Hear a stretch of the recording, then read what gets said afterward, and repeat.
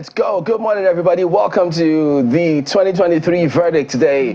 I am Chamberlain, as well, coming to you live from Abuja. It's always very important to take that deliberate pause lest you say something else. Good morning and welcome. I'm Maupe Ogun Yusuf. Welcome to the program.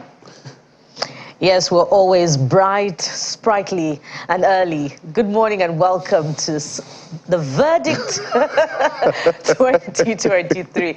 It takes some getting used to. But we're glad to be here. Well, you heard Mokwe. That's deliberate step. Welcome to the program this Wednesday, February the 8th. I'm Ayo Makinde. Look before you leap. Look before you leap, more or less.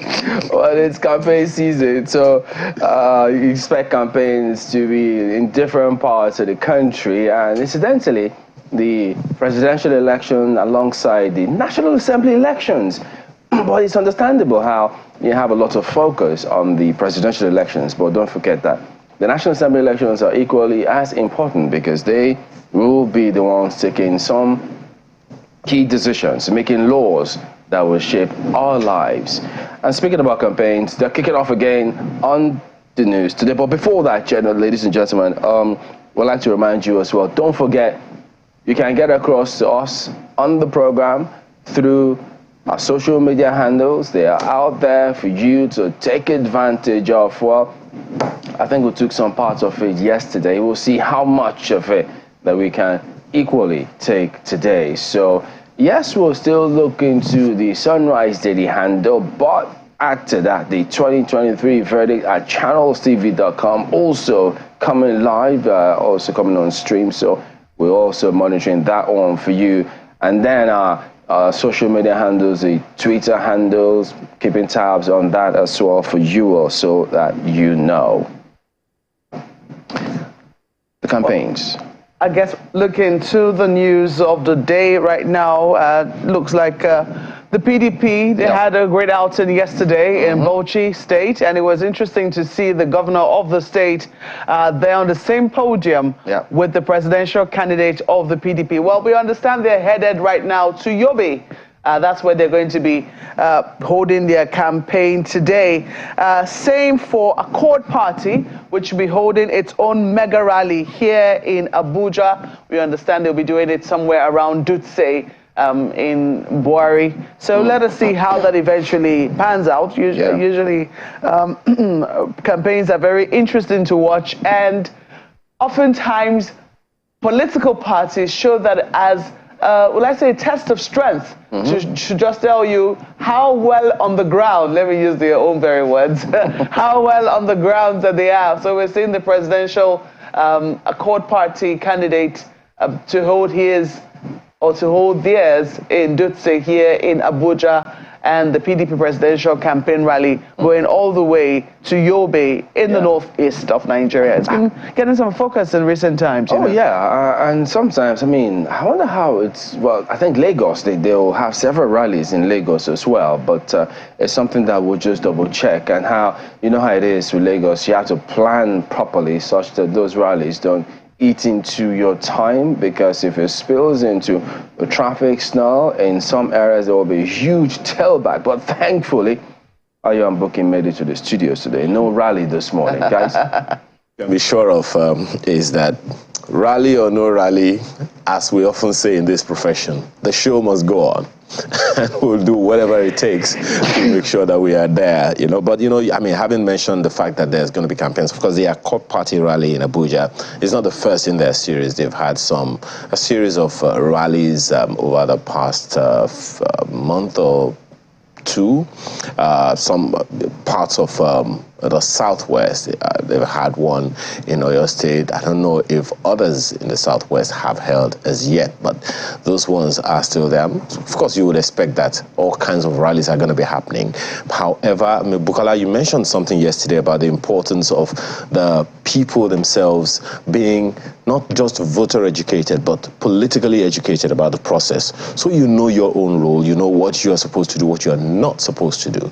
Well, I know there's going to be a lot of drama at every political rally. Okay, we're supposed to be mobilized, we're mobilized. Hey, all of that is, the politics of it, but the responsibilities that we all have ourselves to not just be a part of the process, but play the role we are supposed to play in the process is extremely important to us, because security is everybody's business, and we must focus on it.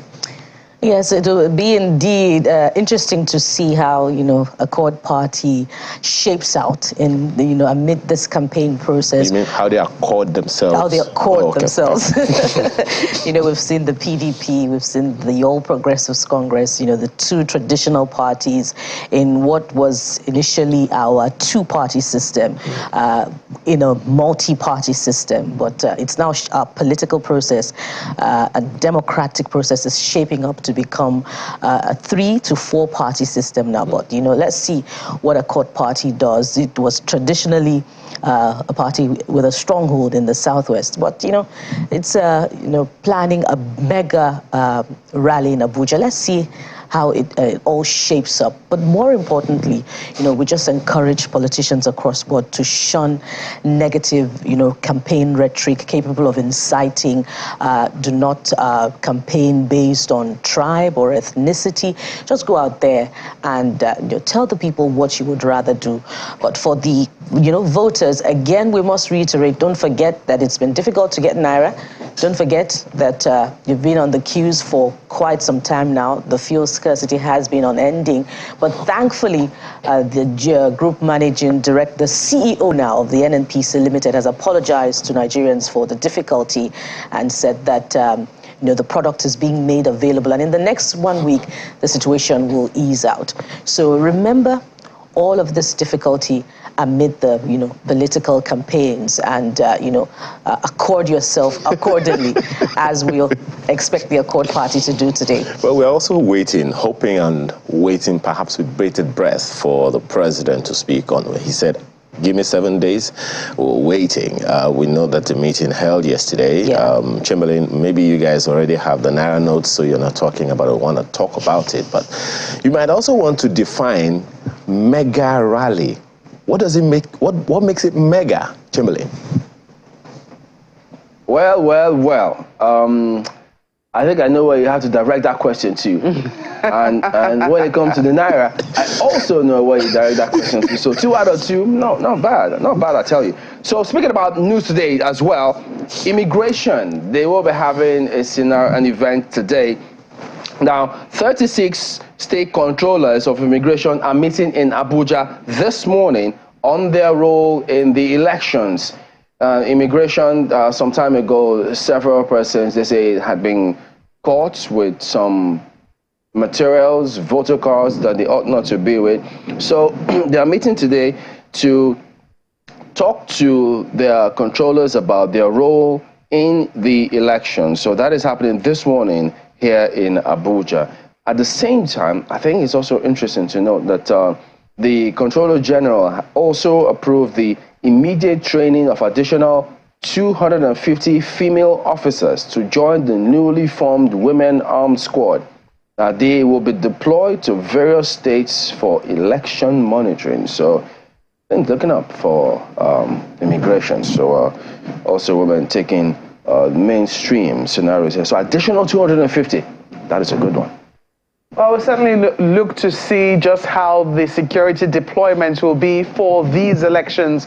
I'm sure the security agencies are already making their own plans, so it's not exactly strange to see the immigration coming up with its own plan, defining its own role in the elections. We certainly do not want porous borders on election day. We want to be sure that the only people who are voting in our elections are Nigerians who are eligible to vote. There have been lots of rumors about how people come from other parts of, Nigeria into Nigeria to vote on election day. Some even had the rumor that we had a polling unit outside of Nigeria. I mean, did you heard that right? Mm-hmm. So hopefully, when this meeting is over, we should be able to bring you some news, or even perhaps bring immigration officials themselves into our studios to tell us very clearly what exactly are they hoping to prevent this time around. What have we seen in the past? What have the challenges been? And what are they hoping to do differently this time around to ensure that it is only those who are eligible to vote, Nigerians who have been registered,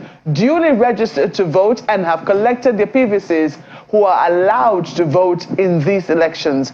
I also know that, as time goes on, perhaps we'll also be seeing the NSCDC coming up with their own plans. I know that only recently they put up a denial that they were not going to be participating in the polls, but I mean they've since clarified that they will be participating fully in the polls. The police, which is usually the lead agency, is expected to be the lead security agency, will also be letting the country know how many men they hope to be deploying for these elections. You recall that during state elections, when they're talking about maybe 1 or 2 states or 1 or 2 constituencies, we usually see a massive deployment, but we know that our police are quite stretched. I mean, usually you hear about 30,000 policemen or thereabouts.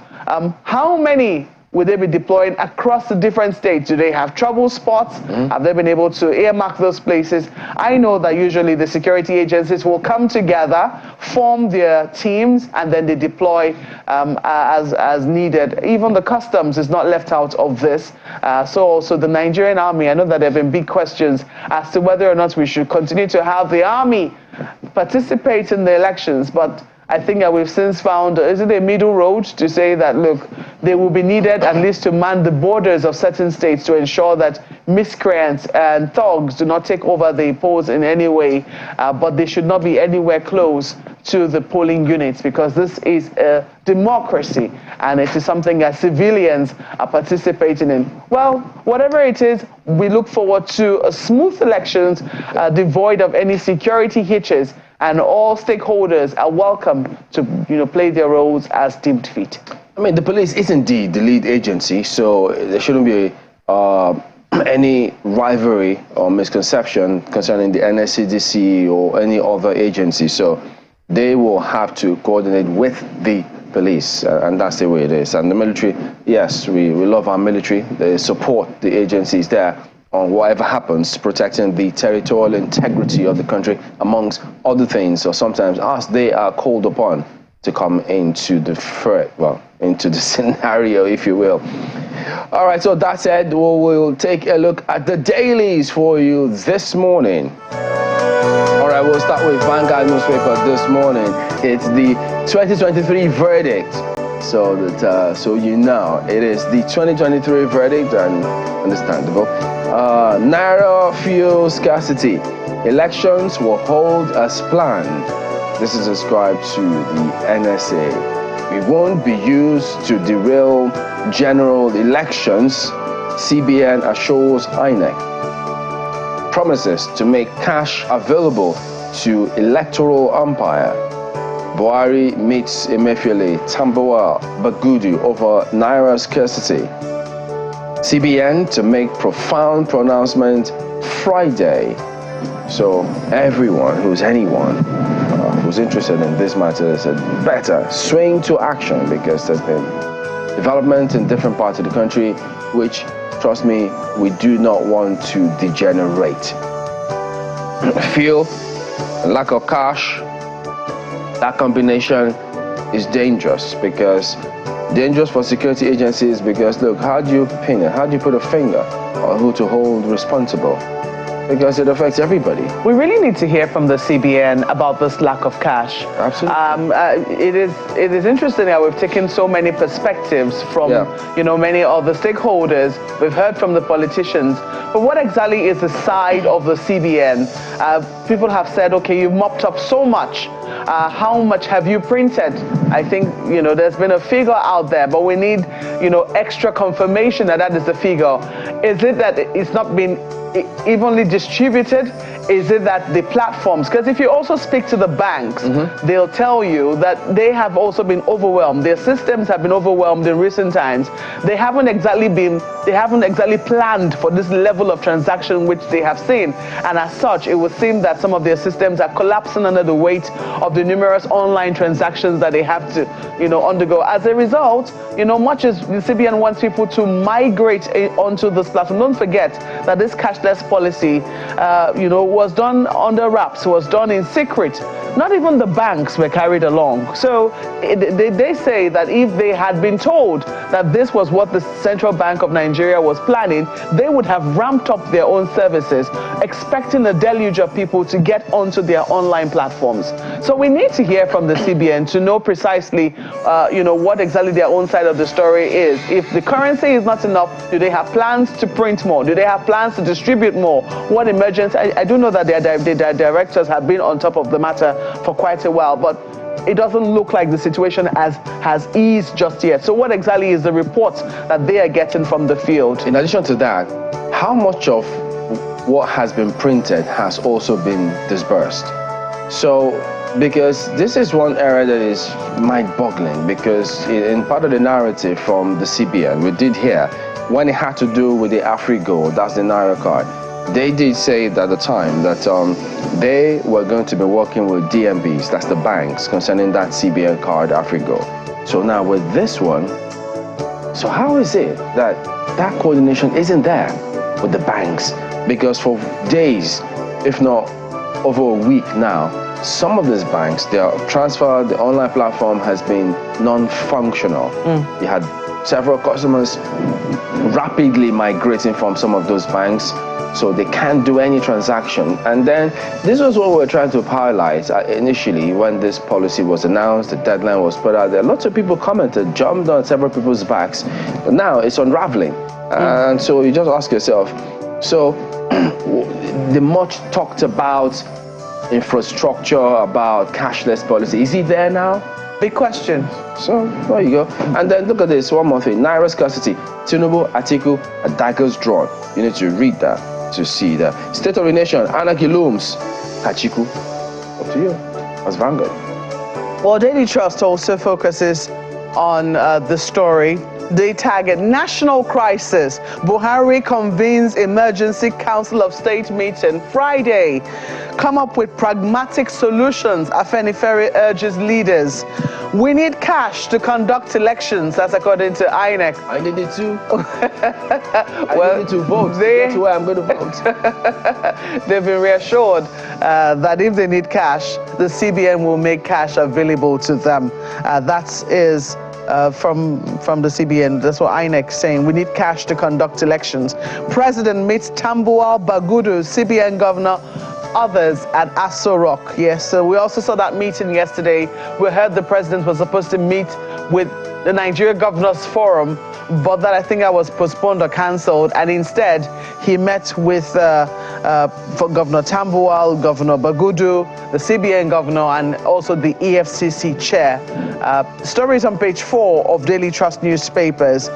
Look at this. Race to NAS, retired Air Commodore, others in hot battle to unseat Dogua. So it does look like the leader of the House has his hands full, has his battle cut out for him on the front page of the paper. There's still a huge focus on the disaster in Turkey, as there ought to be. The catastrophe there has really been mind-boggling. The earthquake, which is now taking over the lives of over 7,000 people. Look at this. Turkey, Syria quake death toll passes 7,200 people. But even in this catastrophe of, huge dimensions, there's still a ray of hope. The picture on the front page of Daily Trust telling certainly worth more than 1,000 words this morning. I'm going to read what that caption says.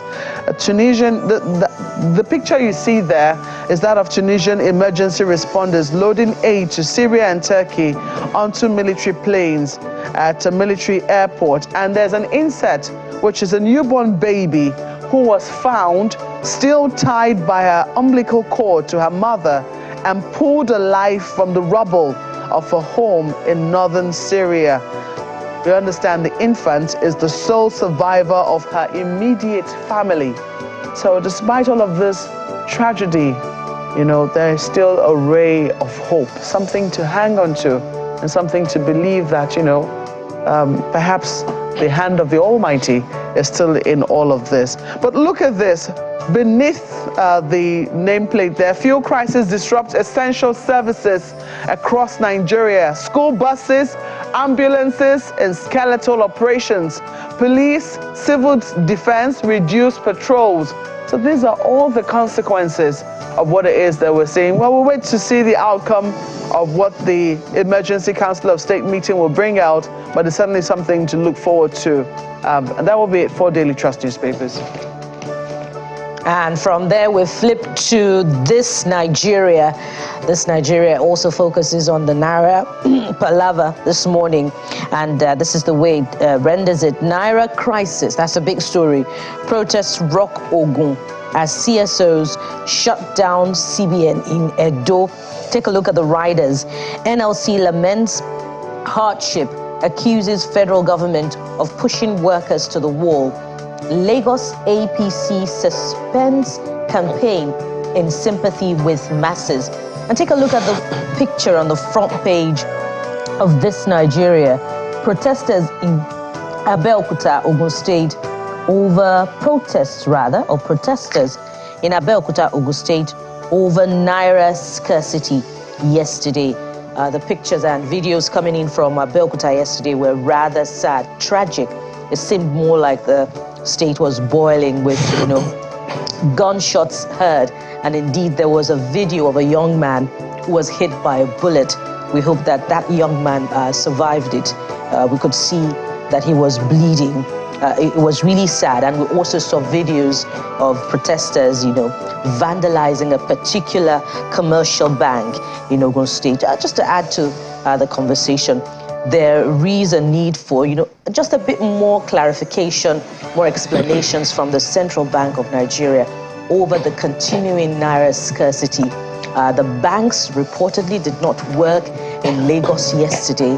And, it puts a big question mark on the limit of 20,000 Naira withdrawal across the counter, because the cash is not readily available via the ATMs.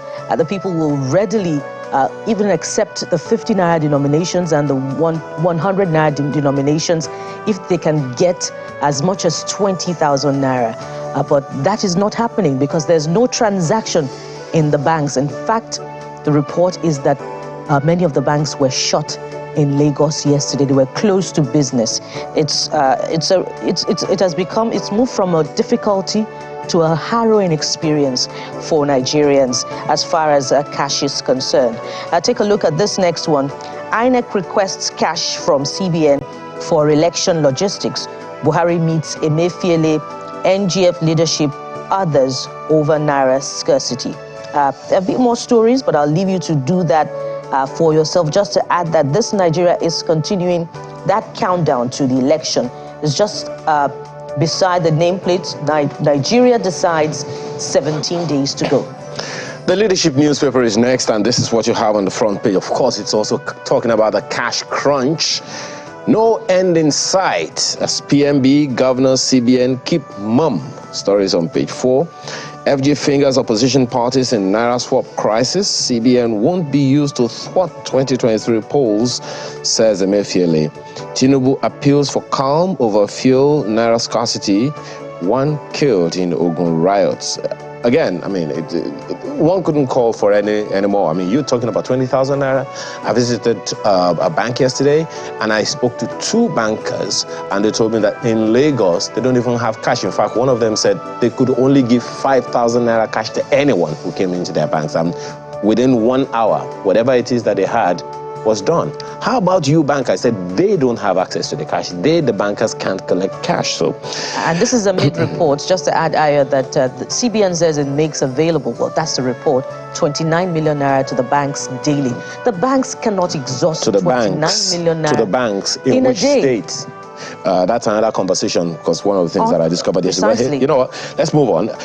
Right above the nameplate, political elite must adjust to reality of national unity. That's coming from the vice president, among several other stories.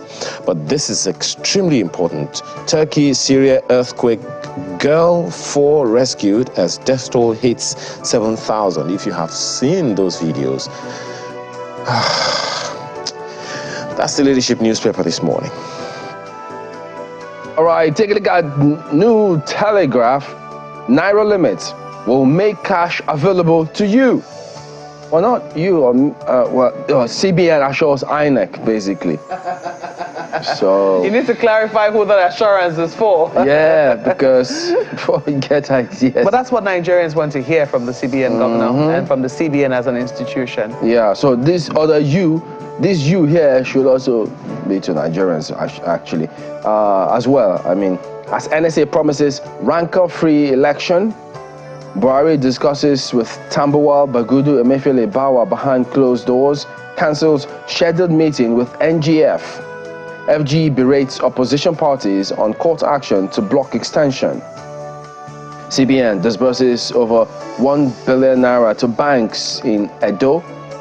Okay, there was a huge protest in Edo about this. So does that then mean if you protest, you get 1 billion? I don't know. We hope that will not be the situation. Unfortunately, yeah, but this is reality at the moment, unfortunately. Above this list, again, gunmen attack Gochini's house, some scenario in Imo. Citizens regulate, discipline their leaders through ballot. Shimbajo is speaking there, so that's instructive. Fuel scarcity will ease next week. NMPCL. So that those are some of the issues. And then IGP Dares Police Commission posts new CPs to Lagos, Ogun. Deploys DIGs, AIGs, other CPs for polls. Something seems to be brewing here. Remember, they've got a new Police Service Commission leadership. Yeah. And I thought they are the ones supposed to be in charge of promotions. Yeah, and then these deployments. But now it says IGP Dares Police Commission post new CPs to Lagos, Ogun. So what? Seems to be some sort of tussle here. Is this connected to elections? Well, you know, during elections they always do this back and forth about movements here and there. But you know the beauty of all of this, we love to hear from you about these matters. So you just go ahead and talk to us. We love to hear from you. We're here for you, actually. If we had this new currency, we'll give you, actually. So don't mistake that. Chimbaling, are you campaigning? Do you? Well, there you go. That ends a look at some of the dailies here this morning. We'll be back in just a moment. Stay with us.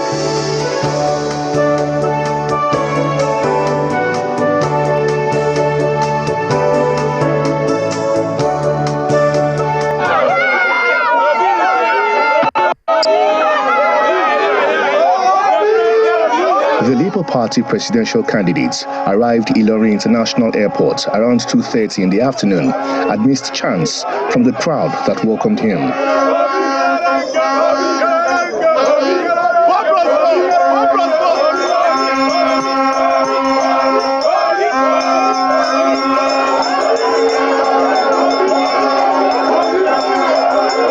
At the Metropolitan Square, venue of the rally, the presidential candidate charged the people to ask other parties who are campaigning for their achievements in government.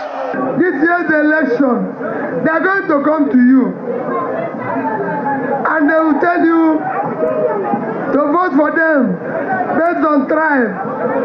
Please tell them you're hungry. Tell them you're unemployed. Tell them you're suffering. No tribe buys bread cheaper. They will come with religion. They will come with religion. They will tell you they are Muslims. They are Christians. Tell them you're hungry. You have no job. The students are not in school. All this, resist it. Do not allow them to continue. They will give you money. Collect the money because it's your money.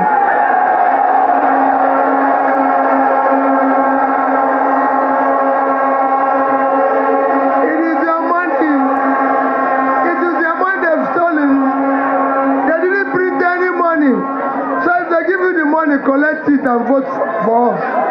The vice presidential candidate on his part says the previous administrations had pauperized the country. Therefore, the people should reject them. While you are queuing for your cash, they will tell you they have improved the economy. Is that true? While you are eking out a living, they tell you they stopped corruption. Is that true? They and their promises are hollow. Units on 25th of February 2023. We will stand there. Other speakers charged the youths to be ready to change the leadership of the country as they had failed them. We will build a Nigeria where the child of nobody can become somebody without knowing anybody. Enough is enough. They have treated us as if we are slaves. We are citizens, we are not slaves. Peter Obi also expressed displeasure at the sufferings being experienced by Nigerians due to the central bank policy on changing of the Naira notes. He called on the federal government and the Central Bank of Nigeria to urgently find solutions to de-escalate the issues. Dili Omoyeni, Channels Television News.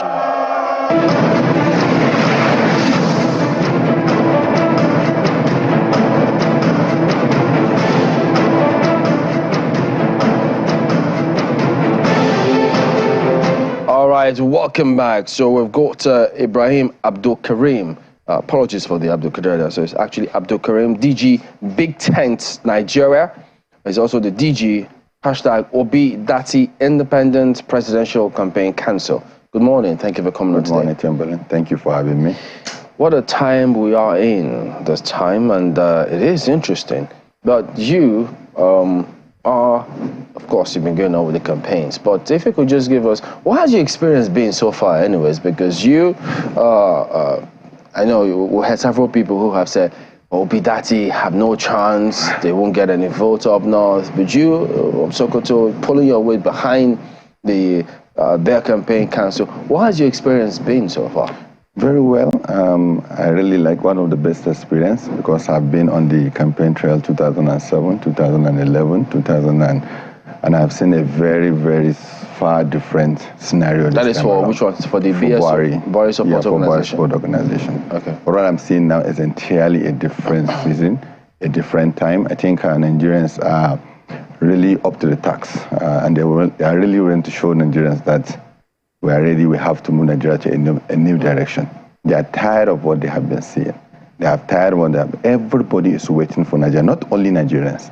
Even people that are not Nigerians are waiting for Nigeria to get that go, so that the country will now come back to where we want to go to. And they have seen that we can't be recycling people, and we can't be doing the same thing and think of a new result.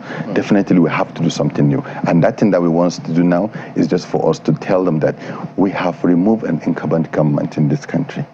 And now we have to show them that we small parties too can win, because people are the structure. Those people that are queuing at the filling station, those people that are queuing in the bank, they are the structure. So nobody can come and downside you and say that we don't have the chance. Every party have a chance, but Labour Party is in that cruising to get the presidency. Why did you leave BSO? I mean, naturally, the thing that you will continue that trajectory with the APC, but you left that and came to Labour. Why? No, it's not about party, it's about Nigerians. The problem people normally have is that you are not looking at the voter, at the contest for everything about election.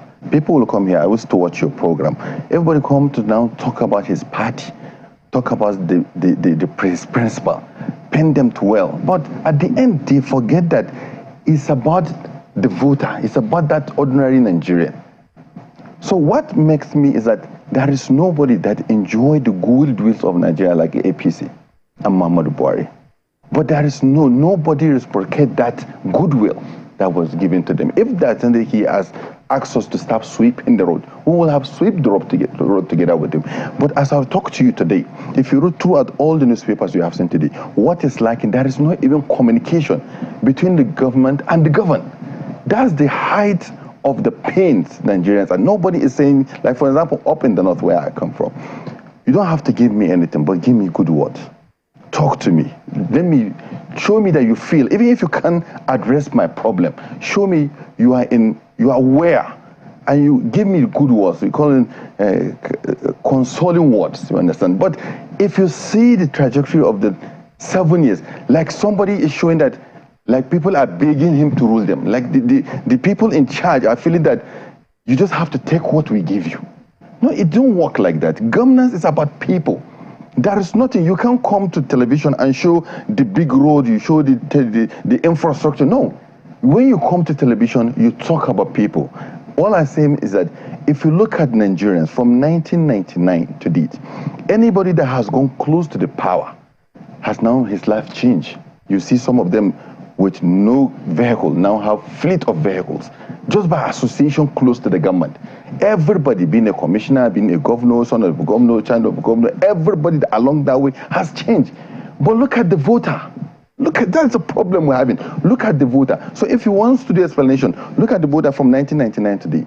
A man that is staying in a rented 100,000 naira apartment, go and check where he is today. Maybe 20,000, maybe just a broad, uncompleted building staying his life. Nobody, you don't feel that connection that something is happening to the poor masses. You see the whole nation giving that push that we feel what you are feeling.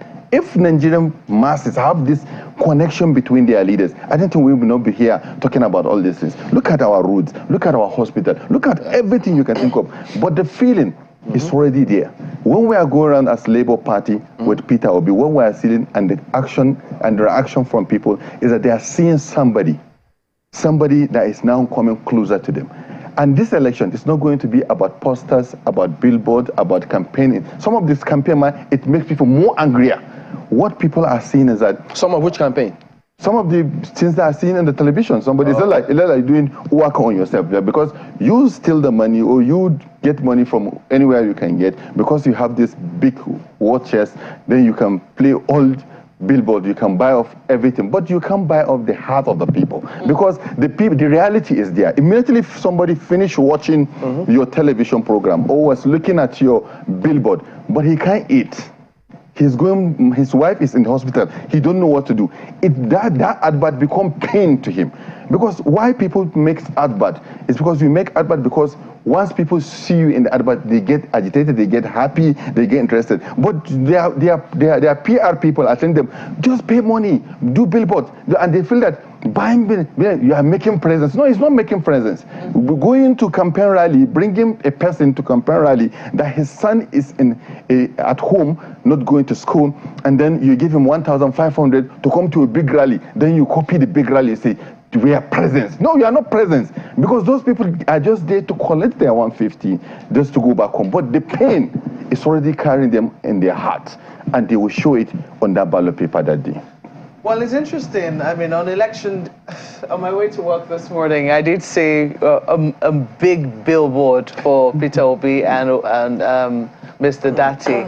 And it's interesting that you talk about how what you guys are working towards is a Nigeria where, you know, that works for everybody. Yes. That's I saw that on the billboard on my way to work this morning. So you are also doing billboards. Yeah. You're doing billboards, and you don't think that people will be angry when they see that, right? You get angry because we are not in government. Okay. We are not the one that steal their money. We are not the one that's showing them work out there and giving them shaggy. That's the problem.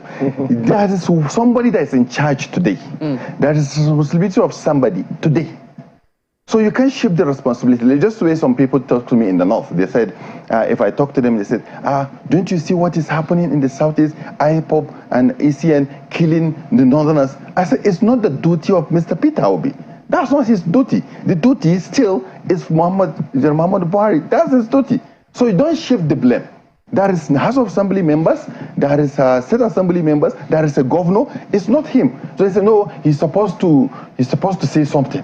I said, when that one become a duty for somebody to say something, what is duty? Is somebody that said, I will take my responsibility to protect lives and property, and also not to designate any crime with a tribe or religion. What is a crime is a crime. Whether it's been done to a Muslim or done to a Christian or a tribe that has committed it, crime is a crime. Okay. So if we judge it as a crime, nobody will start to blame, okay, it's about one. So we are not the ruling party. What we are saying is that we are presenting ourselves Because that's what we feel in Labour Party. It's not about Mr. Peter Obi, it's not about Mr. Detaben, it's about Labour Party, it's about Nigerians that pick among this and said, we are going to actualize our dream of a new Nigeria through one of the, everybody knows, from what the trajectory of what we are seeing from after 2015, everybody knows one day Nigerians are going to select somebody, irrespective of religion and tribe, and stick to that person. And it's a warning to him, that person, is that if we can remove this incumbent president, remove an incumbent party, that's mean if you come, it's not about you. If you didn't do the right thing, we are going to keep on changing you till we get the right person that will now respect his promise to Nigerians and also do the right thing. What I find interesting is your optimism, because as you said, you are a member of the Buhari Support Organization, and you seem to have been disappointed. Such you have, you're now with the Obi Dati campaign, you're supporting Big Tent is supporting the Obi Dati campaign. By itself, I mean, Big Tent, is it a separate body just by itself, or does it exist because of the Obi Dati campaign? Just trying to understand that. It existed before Obidati. It's a group of smaller parties and also CSOs and NGOs and a group of Nigerians in and outside Nigeria that feel that we have to create what is called the third force. We have to create a sense of recruitment of the new leadership that we want. And we want to bring think tank that will sit down to itemize even post-election activities for the next person that is going to be the next president. And then we have our main man before, Mr. Pantotomi, which we wanted to, and also talk to Labour Party on what we want to do. But when we have the traction coming from Mr. Peter Obi and him move to Labour Party, I think it's very something to do that instead of us to hide under something that we know we didn't believe in, then we now say that a part of them, first to look at them, who among them with his ticket, just the mode as which he become the candidate. It's also something that we have to look at. But look at the character, the passion, the competence among all these candidates. Because, for example, what even, for example, our own side that makes us to feel more comfortable is the hands of God that we have seen. Somebody predicted Nigeria will end by 2015. So another doomsayers are already predicting something will happen in 2020. But we can see the hands of God in all what we are doing. For example, look at National Assembly passed in a bill that removed them to be part of the delegate. It's after they sent this and now they now realize it's only God can do that. And you can see them, they pass Beavers, they pass the IRF. See, after they passed it, they now say, how can we do this? That's the work of God. And you can see they have 100 million naira tickets on all of the parties. They have almost 20 candidates. And they will end up with Bola Ahmed Tinubu. It's a hand of God. And you can see the same thing. After that, they come and join a Muslim ticket. It's the hand of God. So you can see the trace that God is trying to do something for this country. And it's paining a lot of people because they can't solve the problem. Now the subsidy issue is coming. Now they are fighting the villa. They are now fighting the cabal. So you can see all of Nigerians are doing is that we leave it to God. God knows our pain. A lot of people had died. A lot of people, women are now widows. A lot of people cannot go to school. People cannot eat. And they have cried to God. And let me tell you, there is no place on earth that God has been praised like Nigeria. And he will listen to us. And God will create a system for us. I'm just wondering, because I mean, when I was talking about your optimism, because some people will also say that, it's one thing to campaign. When people campaign, they do not exactly wear the shoes of those who are governing. It's another thing for them to be in governance and to actually see the difference. For instance, we do know that the APC talked about how subsidy was a scam. I mean, we've heard this way before now, even though all the parties are now saying they're going to take away subsidy. But subsidy was always on the table. We're still seeing the fuel scarcity as a problem in recent times. Do you think that it's more about the challenges, which some people will say are a bit difficult to solve? Because we understand that, the APC planned to remove subsidy, but they were afraid of the effect it will have on the people. And as such, they had to leave it because they thought that would increase the suffering of the people. When you study what exactly has been going on in government, do you really think that this is the difference between campaigning and actually settling down into governance? No, I think the problem is that immediately after election, some people start to put up themselves towards next election. So Nigeria is just election cycles. So nobody thinks of, I would dare to do whatever I want to do for this country, even if I didn't get the second term. So a lot of people think that having second term is more important than putting Nigeria at first. So if you're afraid, you know that this is what is right. You know this is what you're supposed to do. But we are thinking about, okay, I can't do this because I know if I do this, I will not get the second term. So that's what caused the problem. And also, when you get the second term, people around you that want to now succeed you will now tell you, don't do this, because if you do this, it's going to backfire on us. So the system is just organized towards election to election to election. So there is no in-between of what people are supposed to do to win the heart of the people. And also, because the people around the system, the people that run the system, that cripple the institutions, and they feel they are stronger than the institution, are the ones that are looking for who become next in line at the governor's level or at the presidential level. So those people that you can see governors, they are just creating and shoving themselves, trying to see who is going to be anointed and be. So they now not going to be at the side of the people. So if you do the calculation from the party to the ruling class, nobody is at the side of the people. But nobody likes to lose elections. No political party so likes to that's what I'm lose saying. elections. This is what I'm saying. So what makes you, in Labour Party, makes you optimistic this time around that things will be different? That's the conversation we had. Even yesterday, there's a conversation with the Labour Party, Mr. Peter Obi. And he's saying it clearly. He said, if I refuse to, because this was Pashola told us. He said, if we refuse to do the right thing, don't vote us back. That's what he said in 2014. Momo, their chairman then, even said, you can go ahead and even stone us if you don't do this A, B, C, and D.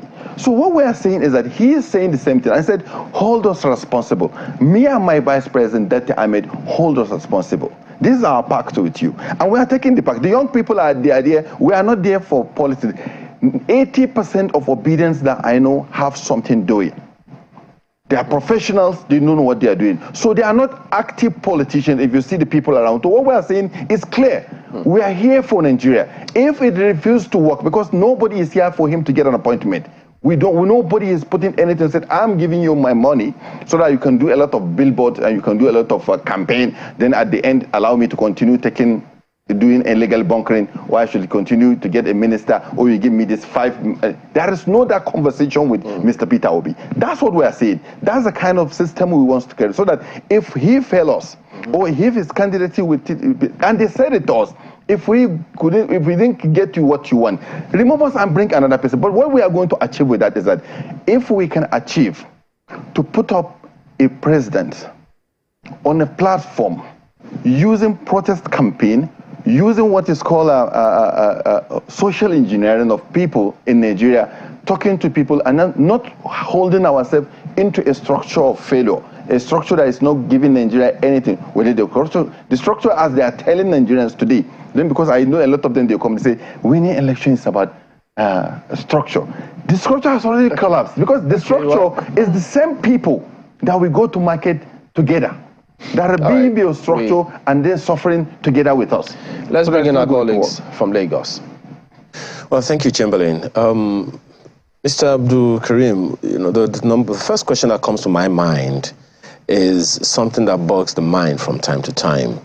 And that's the fact that it is almost natural for every politician who comes on this program or speaks at any public forum to shade other political parties and put them in their place or dig up dirt about them. But do you see a time, I saw a video, I think it was yesterday, where, and I think it's a European country, these contestants had their posters and stands right beside each other. There were 3 of them, had their posters right beside each other, like you would have, pepper sellers in the markets. They had their stands next to each other. 3 candidates in a row, and they were doing their campaigns to all the people who were passing them by. The candidates were there, no policeman, no security, nothing. If there was, they're in mufti. So do you see a time in this country where politicians will come, discuss their plans and programs, and not throw shades at each other, just to demarket the other fellow and market yourselves. Do you see a time in this country when that will happen? Election, that's what is going to happen in 2027, because at least we are going to even have a bill that we're going to send to a National Assembly so that we can even straighten how people conduct themselves during election. For example, I was in Kano, I was in Katsina, and I saw different rallies on TV. If you see the amount of thugs, if you see the amount of drugs, you see the amount of people have been wasted. I'm in Sokoto, in the seat of the Caliphate. If you can see the amount of young people I have seen fully taken, we can't even understand what they're like, chewing drugs and they're carrying everything that they can carry up to that parade ground. Some of them we have to use SSS and security to collect some of these things. I think it's high time for us to remove this rally issue. What we need that every society, every community have leaders and they know their own problem. So they have to sit down at their ward level and discuss their problem and have a leadership that will go to the center and represent them and sit down with the next person that is going to be the next president. Because you don't just have a car, put off your music and go to town and just tell Nigerians to dance. For example, I see one of the presidential candidates, he went to one of the biggest city in the north with the biggest crowd in the north. But when he looked at them, he said, he come here to dance. And he said, play music for me. It was so painful for anybody, that more especially us from the north. We felt this is not supposed to be. We're supposed to have somebody that will sit down and discuss with people. We have leaders. At a rally? No, we don't have to. That's what I'm saying. We have to cancel. That way he asks. We said by 2027, we can't have these rallies. We can't continue this because we are not discussing anything. We are not saying anything. And the suffering. After that rally, I met a lot of women on the road trying to go back to where they come from.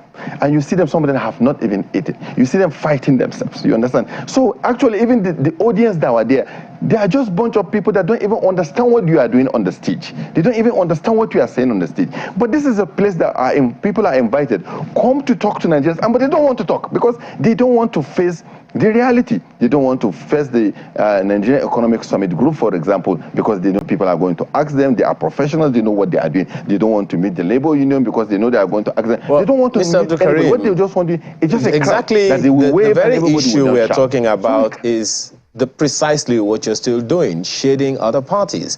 And it's clearly what your own candidate has done and what you have been doing here now. Why wait until 2027? Why not now to begin to talk to the issues only and not appeal to the sentiments of hunger and all those things, which are, of course, the realities of Nigerians.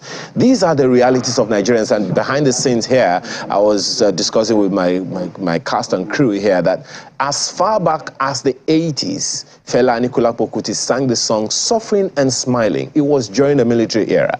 And also down through the years, we have seen the same thing. Even in this republic, a musician sang that the whites should come and give him a visa so that he can leave the country. Why? Because things were tough. This has been our stories over the years, and it has been sustainable. It has been a kind of sustained pain for the people in Nigeria, and there are those who, reference that it happens in other parts of the world as well. So what do you think is the fundamental issue, especially with the systems that are not making things easy for Nigerians, and how will your candidate, your party, address those fundamental structural governance issues? Because we are always interested in creating strong people. We are not interested in creating strong institutions. Our institutions are very, very weak. And you can see it, not only here. Go to the villa, if you are going into the villa, you see a security man giving you, Alaji, you are welcome. Baba, we are here. You go to the airport, they do the same thing. You see things not working. You see things that are supposed to ordinarily be done this way. But you see us taking entirely a different direction. What we need is that in every life of a country that developed to where we see them today, there is a president or a leader that comes with the people together, the way General Muhammad Buhari enters and leaves the people by the side. But if you come with the goodwill and people understand where you are going to do, they will help you to create the institutions. So what will happen is that a lot of people come with baggages. If you go into people's houses and promising them, I'm going to work with you. You are going to be my next minister. I'm going to work with you. I will give you Minister of Petroleum. I'm going to work with you. I will allow you to continue doing what you are doing. You already have a lot of baggage already with you. A lot of baggage. And this is the baggage that is going to be a serious problem to people. Because if you have baggage, there is no way you can move because you are going to get it. And also the thing that is really having problem with in this country today is that people without enterprise are making a lot of money. And people are making money in government. So somebody that is having 1 billion, he feels more comfortable to invest in politics. I feel that the question, investment, you're not really addressing the very question that I asked. So that's why we are you're not really addressing the question that I asked, Mr. Abdul Karim. I'm just asking, if you agree that there are fundamental governance issues, there are fundamental structural issues in our governance process. For instance, 2 years ago, we heard the DG of, I think, the Budget Office saying that the federal government alone has more than 900 ministries, departments, and agencies, and more than 500 corporations. Now, these are the structural issues that form the governance process. Do you think we have fundamental problems in these ministries, departments, and agencies and corporations of the federal government? And if we do, how will your candidate address the structural governance issues that we have that's not able to deliver governance to people the way they should? I'll still take you back because I think you misunderstood me. What you need to understand is very easy and very clear. What I'm saying, these agencies of government are being used to just wait to pay back to people. They are used like something you give. So what will your government do differently? There's a lot of people that bring their own goodwill, bring their own money for people to win. And these are the people that are given this position. Federal revenue is given. So the problem is not about the president that is trying to create, but you dash that entire department of government and you keep on creating them just for convenience of you taking care of your political dynasty, people around you. So what we are saying is that until we have a president that will come in by what? By people. Creating, that's why I said General Muhammadu Buhari got that opportunity, but people take it away from him. The people that they so-called them, cabal, I don't know them, but some people say they know them. But the idea we are seeing is that if you have this goodwill from people, the way I'm seeing our principal, Mr. Peter Obi, having, I think there is no way he will come and misuse that goodwill. So he can do whatever he wants to make sure at least he can, and if he's not thinking of the next election, as I explained to you before, then they can come around and say, okay, this is what I want to do with the police, this is what I want to do with the custom, this is what I want to do with the MP, this is what I want to do with the NEMASA. You have to stand your ground. It will be good and very interesting, Mr. Abdul Karim. Just one second. Because you want next election. It'll be good to understand that. Yes, just one second. We need to take a break now, Mr. Abdul Karim. It'll be good to know how, not just what. But we'll be back after now to take more.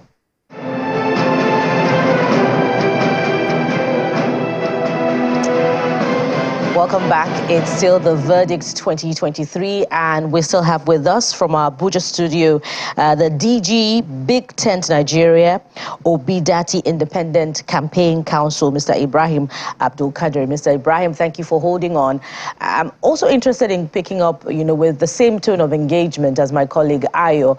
I'm more interested in the how rather than the what, which suggests, your explanation so far in response to his question.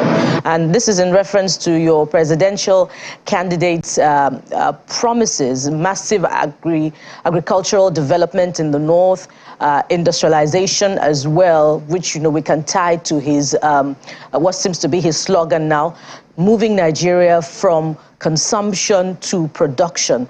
But in that regard, what are the creative solutions, on ground for him to execute this? And what's been missing, if we can tie it also to that, is, the endorsement or the harmonization of that with government at the subnationals, because I imagine that it will be unable to carry that out without being in consonance with government at the subnational level. And in relation to that, what's been absent is seeing endorsement of governorship candidates of the Labour Party at your major campaign rallies. Do you see, as a result of this, obstacles in that regard, should your candidate win the election? Yeah, I think Mr. Peter Obi is somebody that everybody knows. He was in Anambra as the only elected governor on that ABGA, all his House of Assembly, and they even take him out and also impeach him at that moment. What I just want you to understand is that we will come here and keep on talking about the process, how it's supposed to be done. Let me tell you, in Nigeria, there is in terms of document, paper, putting something on how we can do it. There is no country in the world that have those kind of things like Nigeria. There is nothing that you can't pull. All this about the MDS we are talking about, Orasanye report and everything, we have almost all the papers. What we lack is that leadership and courage. That leadership and courage. Until you have a leader that will have a courage. Let me tell you the truth. Not me. You can even pick any lecturer from anywhere and tell him, come and govern this country. If he have the goodwill, political will, and courage, you will see magic that is going to happen. So we keep on sitting down here and said, how are we going to do? They are doing Uncle Borowa, they are doing what is lacking in everything that you see them doing. And I can bet you, and you can talk to all the professors in this country, they have met different people, they have that is every day if you are in the villa. Because I was throughout part of the transition committee as a secretariat, I can tell you we receive thousands of documents from people free of charge, from international communities, from diaspora, from here, telling us what we need to do to get electricity, what we need to do to get our people on the farm. They tell us everything.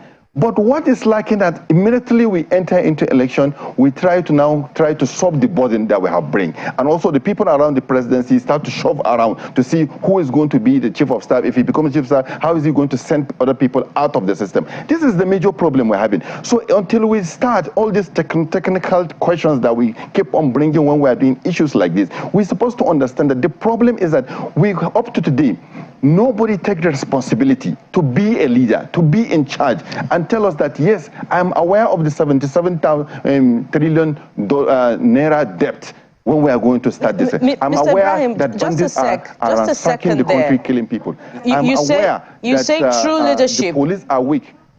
Mr. Ibrahim, you say true leadership is what is needed, to wave the magic wand that will transform a document into, the reality, the dreams that Nigerians desire.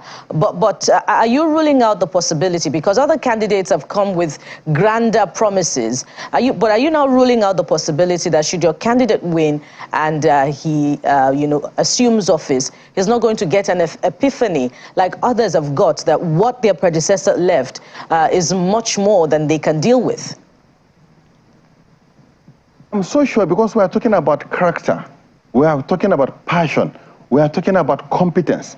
I'm so sure Nigerians are the ones that are going to bring Mr. Peter Obi to lead this country. And Nigerians are the ones that are going to certify him whether he is doing well or he's not doing well. And the same Nigerians have already shown that they can remove an incompetent president, they can remove an incompetent party, and it's not that it's going to be easier for Nigerians to remove him. So he will not dare try to go sideways of where Nigerians are coming from, giving everything that they have to say, you are the one that is going to lead us on this campaign for the new Nigeria. So what I'm saying is that it's about the character. Everybody has worked somewhere, and we have known what they have done. We have checked their record. We have seen who are the other people. Because if you said, okay, I can go to primaries and pay money to delegate to vote me, then if I become president, I'm now going to fight corruption. It's not making sense to me, for example. Or you tell me that you can go into places promising rich men and big politicians and governors, this is what I'm going to do to you. This is what I'm going to do to you after election. And at the end, when you win, that baggage is the one that is going to hold you down, not to do anything, not to do that manifesto, that beautiful manifesto that you have, that you can't run it because you have already come with baggage. And we have seen, even in Nigeria, a whole governor kidnapped because he has an arrangement with somebody to be paid paid something. It was all on news. Everybody knows about this. So what we need to do is that to get somebody that is strong first in character. Somebody that is all right, Mr. Ibrahim. I'm not going to do this. We hope that strength of character is the silver bullet that is needed, and it's just about 17 days before we find out what exactly will happen. Well, a few more days in addition, but let's manage our time. Yet another poll, this time by Next Year, a certain organization called Next Year SPD puts your candidate again in the lead. But this has been challenged by the opposition, saying that it's a hugely partisan poll and that it cannot stand the integrity of what would actually happen at the general elections. But more importantly, the opposition is saying yet again that those conducting polls are working for your party. It's the same that was said about the ANAP poll, and it's the same thing that has been said about this Next Year poll. What is the defense of the Labour Party? Because it's one accusation too many. First, it was by the All Progressives Congress, and then again, it was by yet another presidential candidate, Omoyele Sowore, who says that those conducting polls are working for your party. Conducting polls is very easy. And then I know in PDP and I know in APC, they have commissioned organizations. They thought that what we are doing is somebody that is giving us the result. That's what they thought. Maybe we pay somebody to go and do it. And they paid people. They paid money to go and conduct polling for them. And the result is still giving them what the other people are seeing. Not one, not two. Now we have almost 10 different polling that is still showing that Mr. Peter Obi. Go to market. I always tell people, if you go to a restaurant, ask the waiter, ask the people. If you go to hotel, ask the people. Nigerians are suffering. Nigerians are not full. You know this technology that we have today, this WhatsApp that you have seen, all these things that we have seen with the people are going through things. People understand the problem. People understand that we need a strong leadership this time around. And it's an opportunity given to us by God, not by anybody. After 4 years for us to change, if we are not comfortable with what we are doing. So if it is easy, I bet them, go and pay for somebody to do the polling for them. But Mr. Ibrahim, did your party commission Next Year? That's what I'm saying. Did your party commission Next Year SPD to conduct this round of polls, this survey? It's not. That's what I'm saying. We have never pay any group or any organization to conduct a distance for. They do it on their own. But they are accusing us because they said we are doing that. They are coming from opposition. I said, okay, get the ones that are coming from your own side. Let's do it for you. Then show the Nigerians, this is the one that we have done. Shows, because in polling, you have to tell us the indices you have used, what are the methodology you have done. Show us. It's an open something. Polling is not something that is difficult. It's just sampling. What is your sampling? Just do it and send it to Nigerians. But as of today, we have done almost 10 different pollings in this country, including international one. All what is showing is that Mr. Peter Obi is winning. You can't change it. It's a Nigeria that is trying to survive, to fight through something that is giving them a serious problem, and they will fight this fight and we will win. And that's why we said Peter Obi is just the answer, and Nigerians have seen it, and they are going to run to him so that we can serve this country together. I know you know that elections are not just won by those polls. Of course. You know that there's much more of those who are going to vote who are not part of any polling. Of course. How much importance do you then pay to the polls? Very, very important. You see, the polls, what they do to us is to give us an idea where to put our materials, where to create our media conversation, what are our talking points. These are something. Let's look at some of these polls. There is some citing. They're not just asking you who are you going to vote for. No. They will ask you what are your feelings about this country. What are the problems? And this issue of character that I'm talking about is the people that are saying it. It's asking people, is character an important aspect for those people that are going into? If you look at the 4 contenders today, the character is very important. Even if you ask of health, you ask of everything, it's the people that are saying it. And you have to allow them, because... Has it ever impacted how Nigerians vote? Yeah, it does. Really? It does. It does. Which case? Which instance? If you remove the rigging, you understand. What will happen in Nigeria is that today I told you that somebody was sleeping somewhere and allowed the Vivas to go and allowed the RF to go. So they have to contend with it. People are going to vote based on the capacity. And let me tell you what is happening to the North. A lot of people feel that Peter Obi is not going to have vote from the North. Will he? He's, by special government, he's going to get more vote from the North because, not than even maybe some part of the southern part of the country. You know the reason? Because the anger is more on the North than the people in the South. Number one, I myself personally, I have conducted not one, not two, not three. Last 3 weeks, I was in Kano. I was in three radio stations and 1 TV station. And I opened the line for a call-in for more than 45 people calling. All the people that called in attest to what I'm saying and agree to the Labour Party manifesto and the thinking and the ideology we are bringing on board. And all of them, even the person just like you, was confused to say, how do we do it? I said, it's not us doing it. It's the God that people has prayed to that is doing it for us. Let me tell you. I'm not confused on anything, actually. You're not going to be confused. You're not confused. All we're saying is that you must go deep into the villages and ask them. See, if government abandoned you, you don't know what's happening in Zamfara. You don't. Zamfara, people are sitting on gold. The first issue we have with Zamfara is this lead poisoning because of this activity of miners. Today, as I talk to you, we have what is called Nigerian gold market in Dubai. Every day, gold is being removed from Zamfara with all the killings in Zamfara.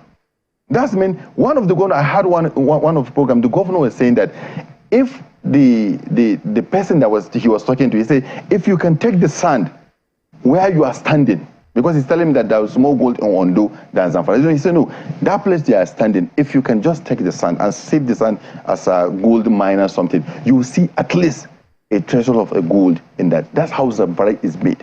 But you can see the amount of poverty, the amount of hunger, the amount of insecurity. In Zamfara alone, every day people begin. So people are aware. People think that people are not aware, but let's wind down with this are aware. How are you optimistic with the introduction of beavers, preparations by INEC for this election? Very well. I think I can say Nigerians cannot thank the leadership of INEC. The leadership of the people are trying to give us this. The international committee that behind this is so fantastic. Nigeria is so happy because we have seen that before they would just write the numbers and just announce this is about the president, and we can't do anything about it. You think it will change this time? It will change. Seriously, it will change. We have seen what happened in Ocean. We have seen what is happening in Ekiti. We know if Nigerians come and say rigging is when you have small margins. If they come out. But if they come out, they are going to come out. The young people will come out this time? Not young people. The young are suffering. The old are suffering. The rich are suffering. The poor are suffering. We don't even have a middle class. Everybody is suffering. Go now. It's the morning time.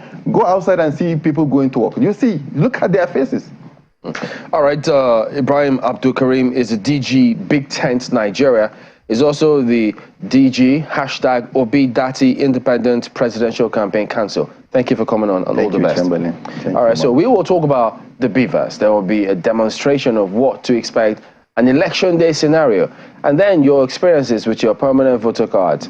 Have you got it? Don't you have it? What was your circumstance or your scenario? What challenges are you facing about the beavers? What do you want to know about beavers? All of that and more when we come back. So go grab your cup of tea. We will be right back.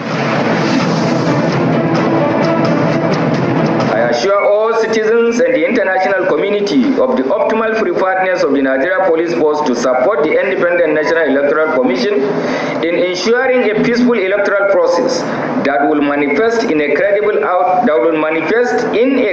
outcome of the 2023 general election. I, however, recognize that the police cannot achieve this alone. The understanding and support of all citizens, strategic political actors, and the international community remain vital.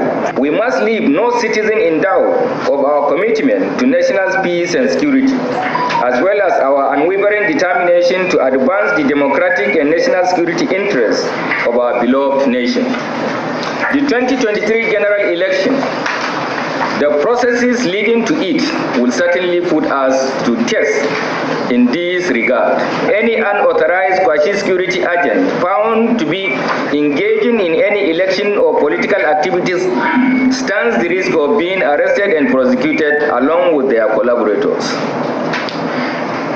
Redirect your intelligence activities to monitor possible elements that might be attempting to threaten the electioneering campaign process.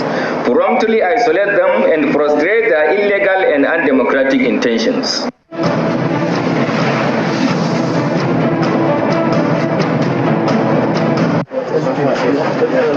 The chairman of the Independent National Electoral Commission, Professor Mahmoud Yakubu, along with the resident electoral commissioner for the Federal Capital Territory, inspects some polling units in the nation's capital where the mock voter accreditation exercise is taking place. The exercise is happening simultaneously in selected 436 polling units across the 36 states of the country, plus the Federal Capital Territory. Although the turnout of voters for the mock exercise in most of the polling units visited in the northern part of the country is low, the accredited voters are impressed with the process. I was accredited successfully, and I was here earlier before 8. So I met all the officials of the INEC. They were here, and then I was photographed. After the photograph, everything was successful. I just like the way they do it. This one was so fast, more than the one that we normally do. It takes the Beavers machine less than 1 minute to accredit a voter, and in some cases, where the fingerprint fails, the facial particulars of the voter are used for the accreditation. Come on, vote. This is your polling unit, and you have been voting here. Overall, the electoral body is satisfied with the performance of the Beavers machine. In the 2 polling units we have visited so far, there is no report of failure. The machines have performed optimally, and this is the report we are getting so far nationwide. But we have also made contingency arrangement like we will do on election day, that there is a spare machine. In case and in the unlikely event of a malfunction, we will be able to respond and fix the machines. The Beavers is efficient. We are very encouraged, and we hope on election day, by the time we look at those gaps and address them, we will be good to go. We want to be sure that we are 100%. This is a clear indication that as far as the technology is concerned, we are good to go. INEC will be deploying the Beavers machine for the 2023 general election, although the Commission had recently deployed the technology in some off-season governorship and National Assembly elections. The efficacy of the machine during these elections and this mock accreditation exercise is an indication for the Commission that the machine remains an effective tool for credible elections.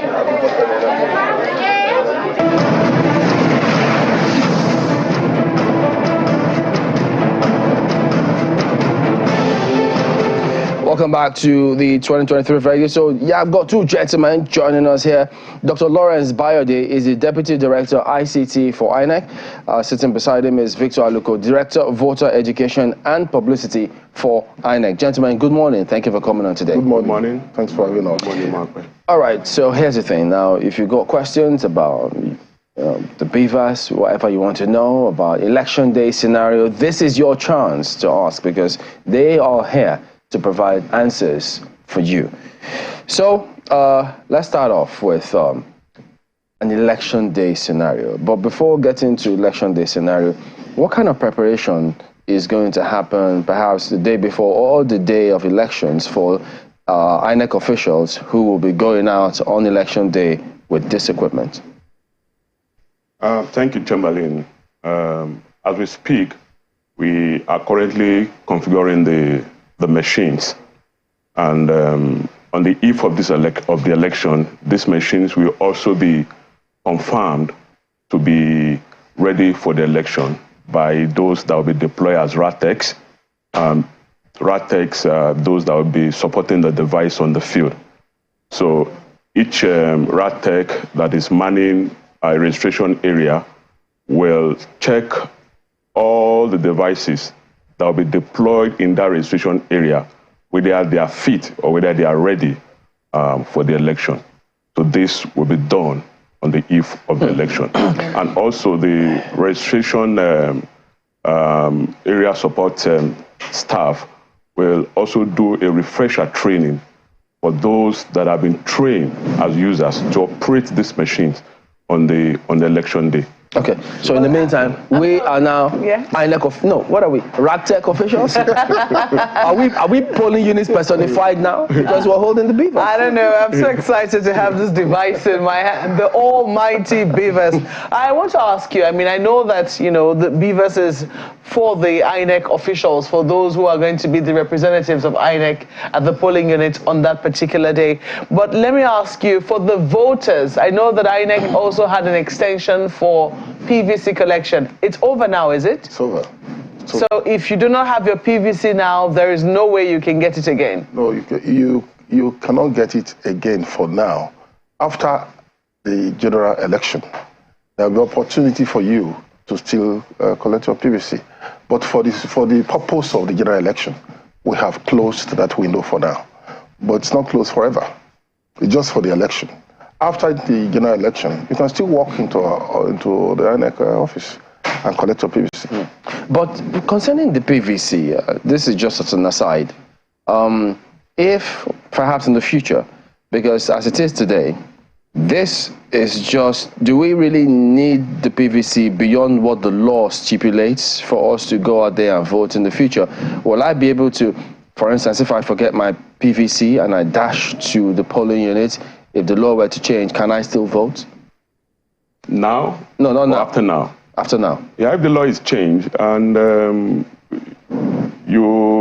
law is saying that you need not bring any identity to the polling station for you to be identified aside your VIN, then you can come to the polling station and tell the presiding officer your VIN, and with your VIN, they're able to pull up your information from these. But that is only if the law is changed. If the law is changed. Okay. For now, you have to take your PVC to the voting station or the polling unit for you to be allowed to vote. Yes. Let me ask Mr. Aluko, I know you want to add something to that. I hope you don't forget your thoughts. But I want to know on the election day, I mean, for those, maybe not on election day, but for those who can prove that they were at their polling unit several times to collect their PVC, but for one reason or the other were unable to, owing to no fault of theirs. They registered on time, they went to go and collect their PVC, but it was not printed or it was not ready, or for no fault of theirs, they simply couldn't get a hold of their PVC. If they're able to present their case, is there still a window through which they can get these PVCs? Let me make it clear that there's hardly anyone who registered the right way and did not and came to our collection centers and was not able to collect his PVC. The problem we had were those who registered before, who needed to transfer, who now went and registered again. You know, there are persons who did that. There were those who lost their cards, who felt it was more convenient to register again. Or there were those whose cards were even spoiled, who felt it was easier to just register again. You know, the human soul is a mystery.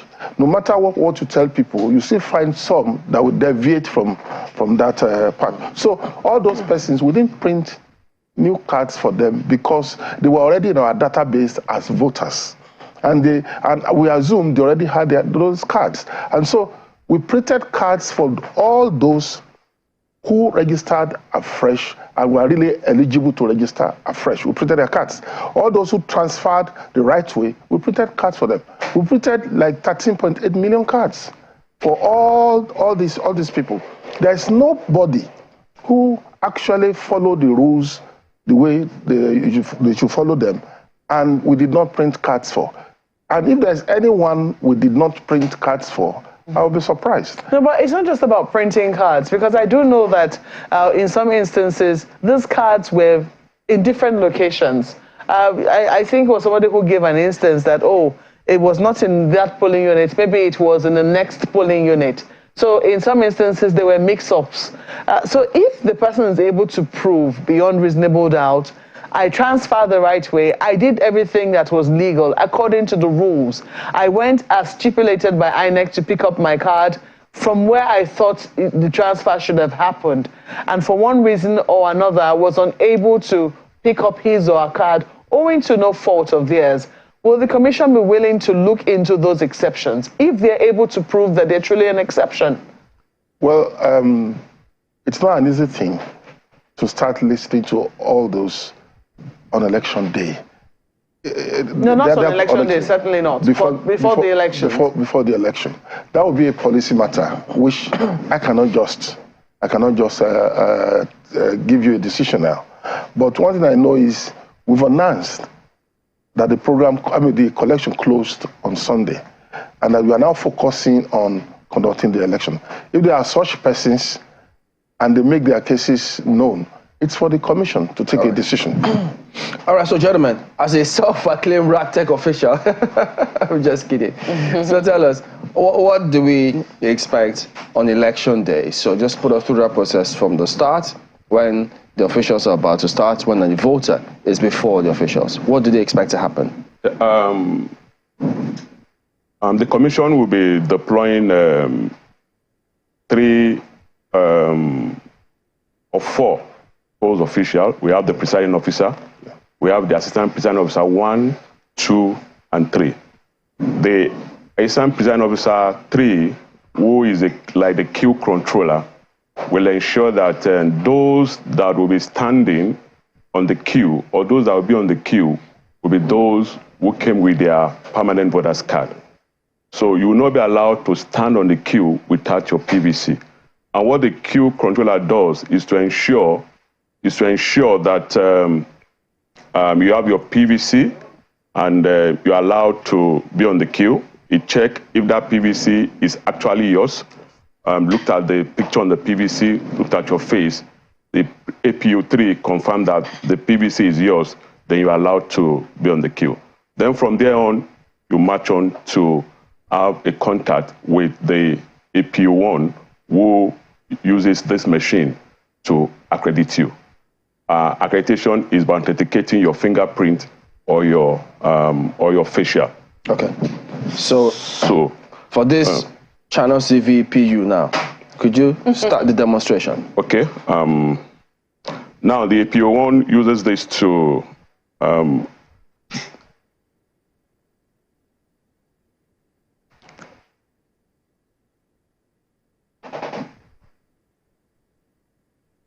that we should. Yeah, go ahead.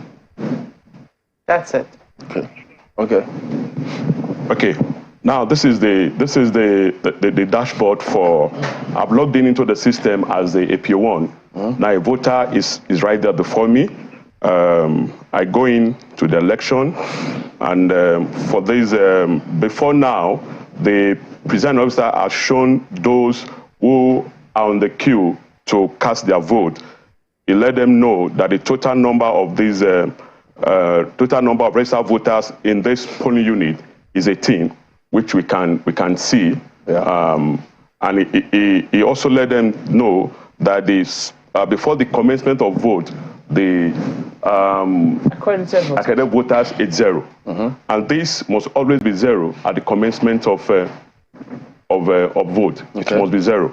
Now you can use the last name of the voter, or the last 6 digits of the VIN, or the QR code which is on the register, or the barcode which is on the back of the PVC, to pull up the information of any voter that is before you. The number of options are available. Yes, the number of options.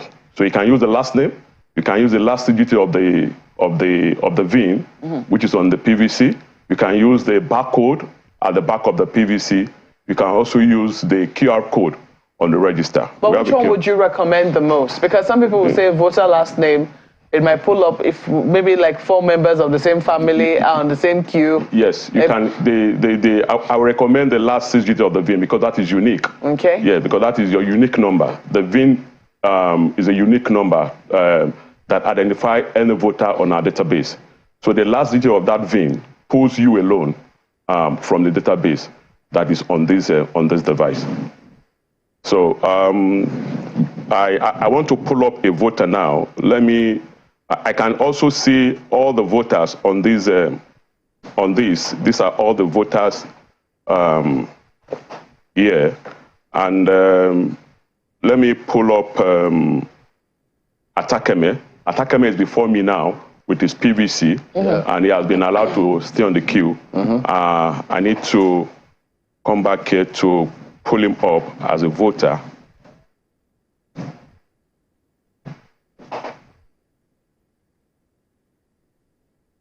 Now, I've used his last name to pull him up. This is Atakeme. And so now, I can see his face now, even though he has been identified earlier by the Assistant Presiding Officer 3. Now I can see his face. I looked at his face. Now this is Atakeme standing before me. Now I'm now ready to authenticate him, whether using his facial or using his fingerprint. And to do that, I click on this verify button, and we have the window now to do the accreditation. Now, if I want to use the fingerprint, I click on the verify fingerprint, and I now ask Atakeme to put his finger on the scanner on the device. On the BVAS? On the BVAS. Okay. Now, the scanner is here, and it's failing now because I'm not Atakeme. I see. Atakeme is not in the studio. Yes, Atakeme is. Maybe I'm here to impersonate. Yes, I'm here to impersonate Atakeme, so it will not allow me. That is the way the system is designed. Okay. And if we want to do a voter who is a rightful owner of a device, let me call up another voter. This is this voter. It's Biode, and this is him here. And now I want to verify this voter. I can, like I said, I can use the facial or the fingerprint. It's an or as well. It is either the facial or the fingerprint. Yes. But which one would you go for first? The commissioner approved that you do the fingerprint first. Okay. Yes. So I do this. Fails. I do this again. Successful. This is successful. Now it is successful because this is me. This is me. But why did you fail the first time? Yeah, maybe it can happen to anybody. Maybe I wasn't placing and I did it deliberately. Maybe I wasn't placing my finger right. Some people on the field, we have seen a lot of people, when you ask them to put their finger, the hand is, they just as if they don't want to release their hand to you. So the hand is stiff, putting the finger down here.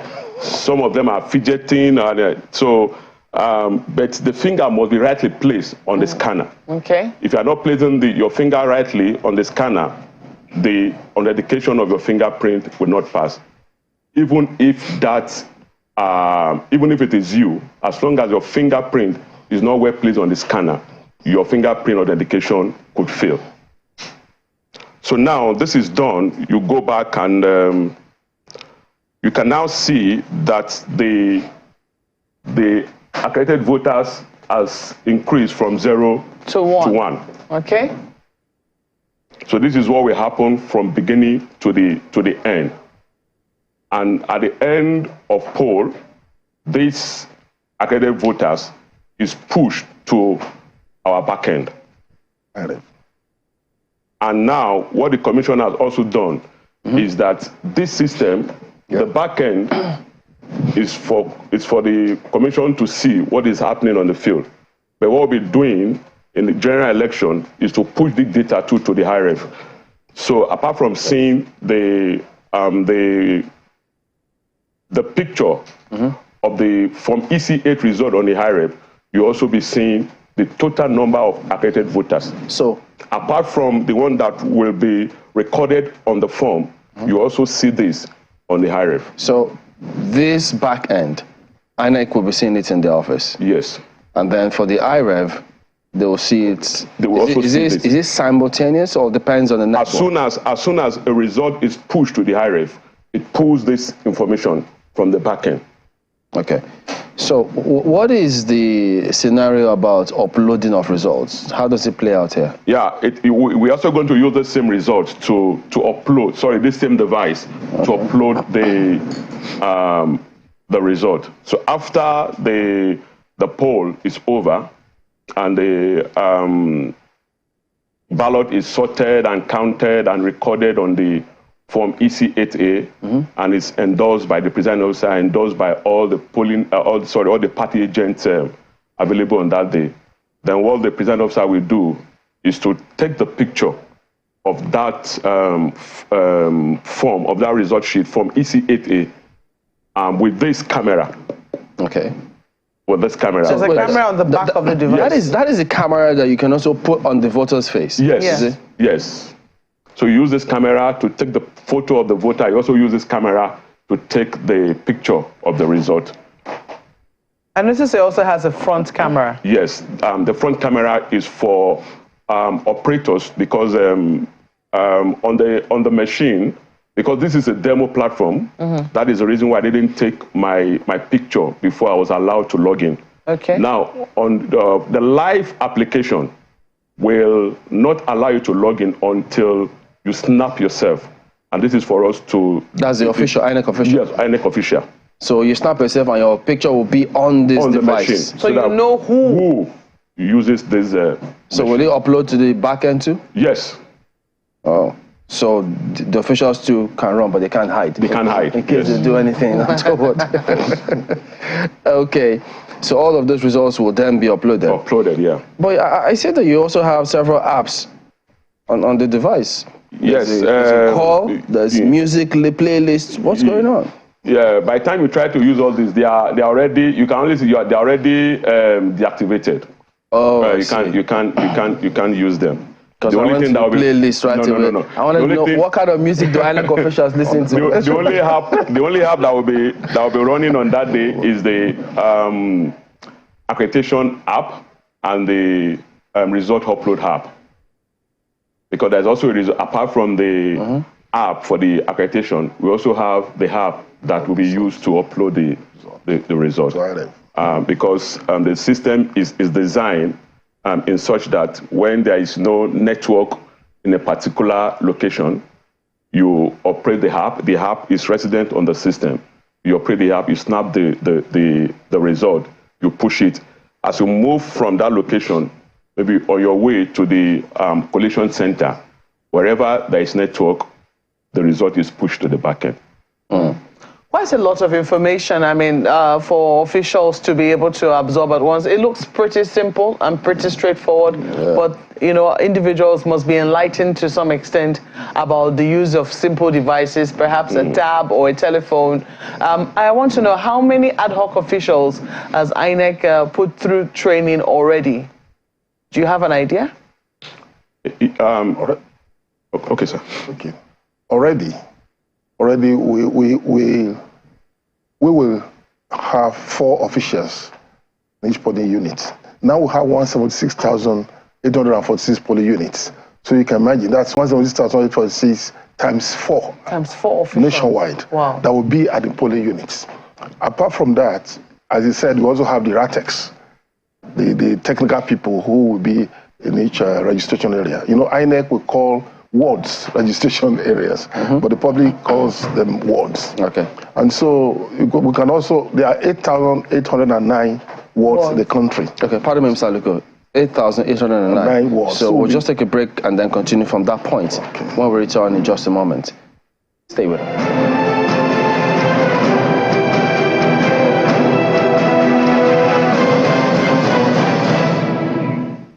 Welcome back to the 2023 verdict. We're having a demonstration, a practical demonstration on election day scenario with the beavers machine and then the voter, what they will experience on the day.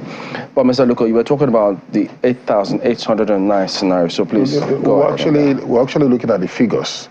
We're going to look at figures, the huge number of persons who will be operating the beavers equipment. So we're talking about almost 750,000 persons nationwide, because we have four officials per polling unit, and we have 76,846 polling units. And of course, we have one RATEC per ward. 176,846. 846, okay. I have to cram that number. Polling units in the country. And of course, one RATEC, that is a technical support person, one per ward. That is, he services a ward, and we have 8,809. So by the time you add all these figures together, and of course, some technical supervisors like Bayode, the engineers who will also be on the field, we have not less than 750,000 persons, young people who are knowledgeable the use of beavers, who will provide the necessary technical activity on the field that day. Before we take a look at some more scenarios and questions from viewers, the electorate in Lagos would like to get questions to you in our studios. We are the polling unit officers. Electorate, please push your questions through. Well, point of correction, guys. This is the unofficial Lagos RATEC, just so you know. Let me take this to Mr. Aluko. Still talking numbers. You were speaking about the voter cards the other time. I'm curious to know how many cards were collected in this exercise.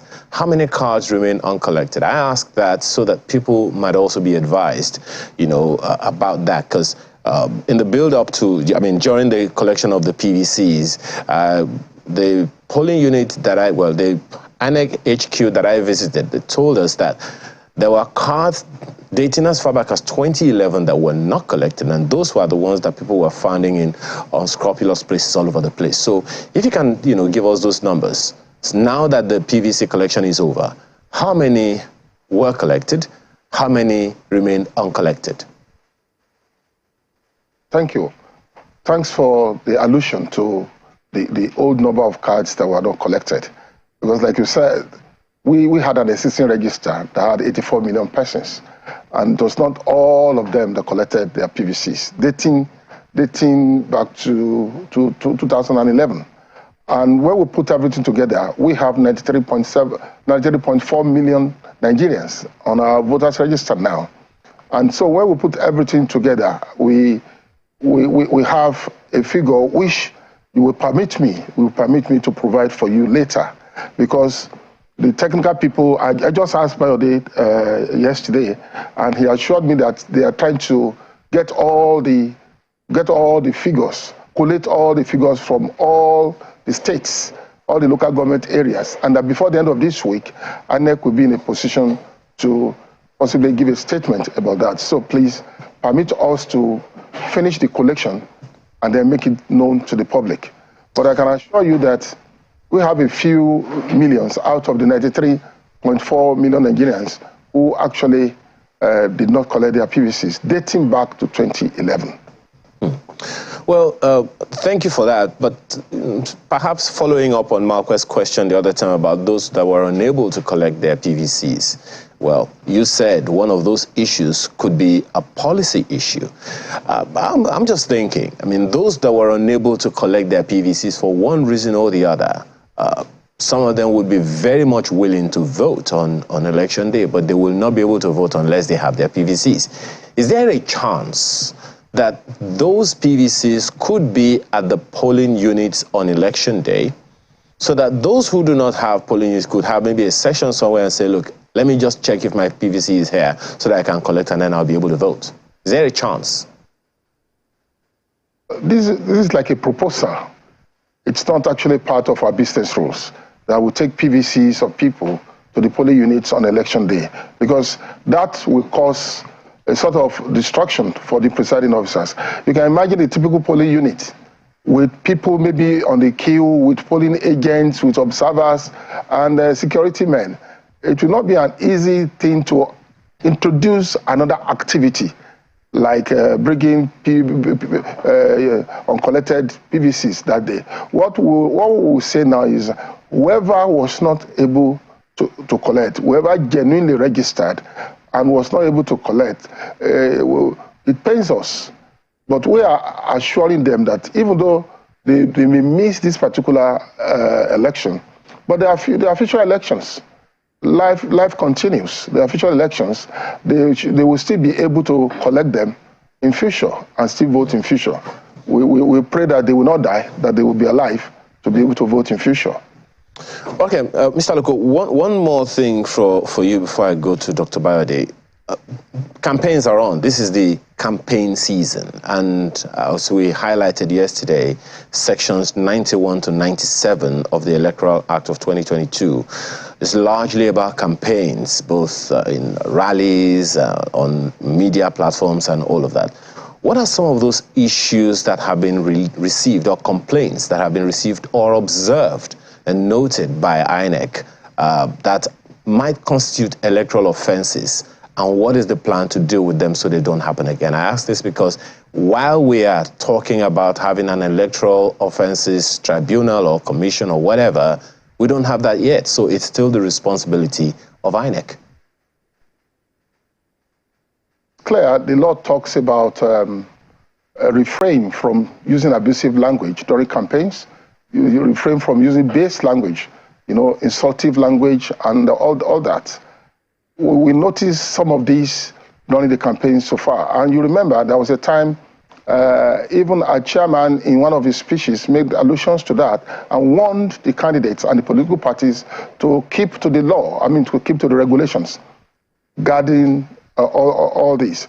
And of course, even the National Broadcasting Commission itself also reached out to all the broadcast stations in the country to ensure that those who use their facilities, use their platforms to campaign, keep to the law in terms of the type of language they use.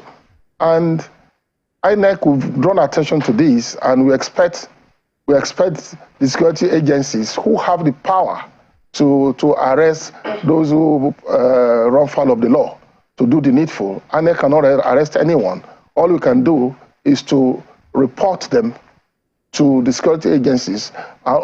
Before then, warn them, remind them, give them yellow cards. Well, and then Mr. Aluko, this is pre-election. Security agencies for the security to take action. My apologies. This is pre-election, so it is a build-up to the election. And we know that INEC is also partnering with pockets of security agencies with that committee that you have. So what is the process in stemming the tide of those things that you said INEC has observed that run foul of the law concerning language, choice of words, and all those things? What's the process in making sure that those things don't happen again, or there is some form of deterrence from INEC or from the partnership that INEC has with security agencies? Apart from that, we have the election and party monitoring duty in INEC, and we monitor all these, their campaigns, their activities, part of our work. And when we notice any form of deviance from the rules, we'll try to inform them. We inform them actually, and also we inform the security agencies. As you rightly noted, we are with the security agencies in our consultative committee on election security and all that. And we report to the soldiers, especially the police. We will report to the police, and it's now for the police to take action as they deem fit. Let's be back here. All right. I want to know if this device, this BVAS, which is very important to the conduct of the polls, if it is snatched, of what effect would that be to any polling unit? If a BVAS is snatched, we have a system in place that can deactivate that particular BVAS. We deactivate it so that whoever snatches the device will not be able to do anything with the device. And because the device pushes accreditation data automatically on its own, even without the operator pushing a button. When it is idle, it pushes that accreditation data to the back end. We can. Isn't that going to be a problem? Because if they consider that as data that is idle being pushed, wouldn't it come out as though those are votes or something? No, it won't come out. It's just pushing. And for example, if 50 persons already accredited on a device, and the device is idle, is waiting for more voters to come, because the device is idle, and if there is network in that particular location, it pushes those 50 already accredited voters to the back end. So what if it's still idle for the next 20 minutes? What does nothing happens. It's already pushed. So in a situation, and we hope that this kind of situation never arises, we hope that every single polling unit will have, sufficient security presence. But in a situation whereby maybe for any reason there isn't sufficient security presence, and hoodlums perhaps snatch a device from a polling unit officer and decide that they take over the accreditation process. Is it a possibility? That's what I said earlier. They can't take over the accreditation process because the way the system is designed, you can't, if you want to take over the accreditation process, it means that you want to be accrediting people there, or you want to assist the INEC officials. Yes. Why would you want to do that? I don't think any law will want to do that. But what they want to do is to take away that device to some other places where they think they will be able to do or manipulate the data on the device. But this, like I said, this machine has been designed. If such thing happens, the PO reports, and from the back end, that device is deactivated, so that the person who connected with that device will not be able to do anything with the device. What if the PO is not able to report immediately? The PO is not able to report immediately. Maybe because there's no network or something. Or maybe he's hamstrung or something. Even at that, the person who took away the device will not be able to do anything with the device. Will not be able to do anything with the device. Yes. All right, let me quickly take this question from Ugu Raymond, and he's talking about non-availability of PVC. This one is for you, Mr. Aluko. He says, I've been a regular voter in the past. However, I applied to transfer my polling booth close to my house. We are many that went there daily to the INEC LGA office at Obiakpo in River State to collect the PVC without success. We're continually told that the PVCs have not been delivered to them from INEC headquarters. Now that the exercise has ended and we don't have PVC, what is our fate? Since INEC had confirmed to us that our applications were successful, can one go to the new polling booth with the old PVC to cast our vote, since our names ought to be in the voter register there? We have been told repeatedly that nobody will be denied the opportunity to vote. Well, he's talking about Obiakpo in Rivers. Yes. So I'll take that information with me, and we'll try and consult. But he has his old PVC. Can he go to where he hopes to transfer If he has his old PVC, he can only use that PVC where he registered before. Because the mere fact that he got a message from INEC that the application was successful, did not really mean that when the application was now processed, they did not find out whether it was whether he registered before, and whether, I mean, you know what I mean? There's something there which we need to find out, which we need to really to be sure of before one gives an answer. But for Obiakpo in Rivers, we will be consulting with the voter registry and, of course, the department. That's Biodata department. We'll get back. We'll take this to our office. If there are people like that, then actually something needs to be done, so that they will be able to vote in future. All right, so there's a backup in case this device fails. Yes. INEC has backup for those who are asking for the backups. Yes. But if we were to amend the laws for electronic voting, will this device still be valid? Very well. Okay. All right, gentlemen, we'll have to thank you. Yeah, go ahead. Okay. This device is not an electronic voting machine. It's just an accreditation machine. So in the future, if we want to deploy electronic voting machine, it's just to let this device continue what it's doing now, connect to the machine, whether via a cable or via any means, and you finish your accreditation on this machine. The voting machine is activated. This machine pushes information to the voting machine. It activates that, where you just go and vote. Okay, I'm not going to ask if you can be hacked or anything, so I don't give ideas, but we'll have to go at this point. We'll have to thank you, Mr. Victor Lugo, Director of Voter Education and Publicity for INEC, as well as Dr. Lawrence Bayode, who is the Deputy Director ICT for INEC. Thank you, gentlemen, for coming on. All the best. Thank you so much. Jambali, thank you, Mark. All right, then we will be back in just a moment. Do stay with us.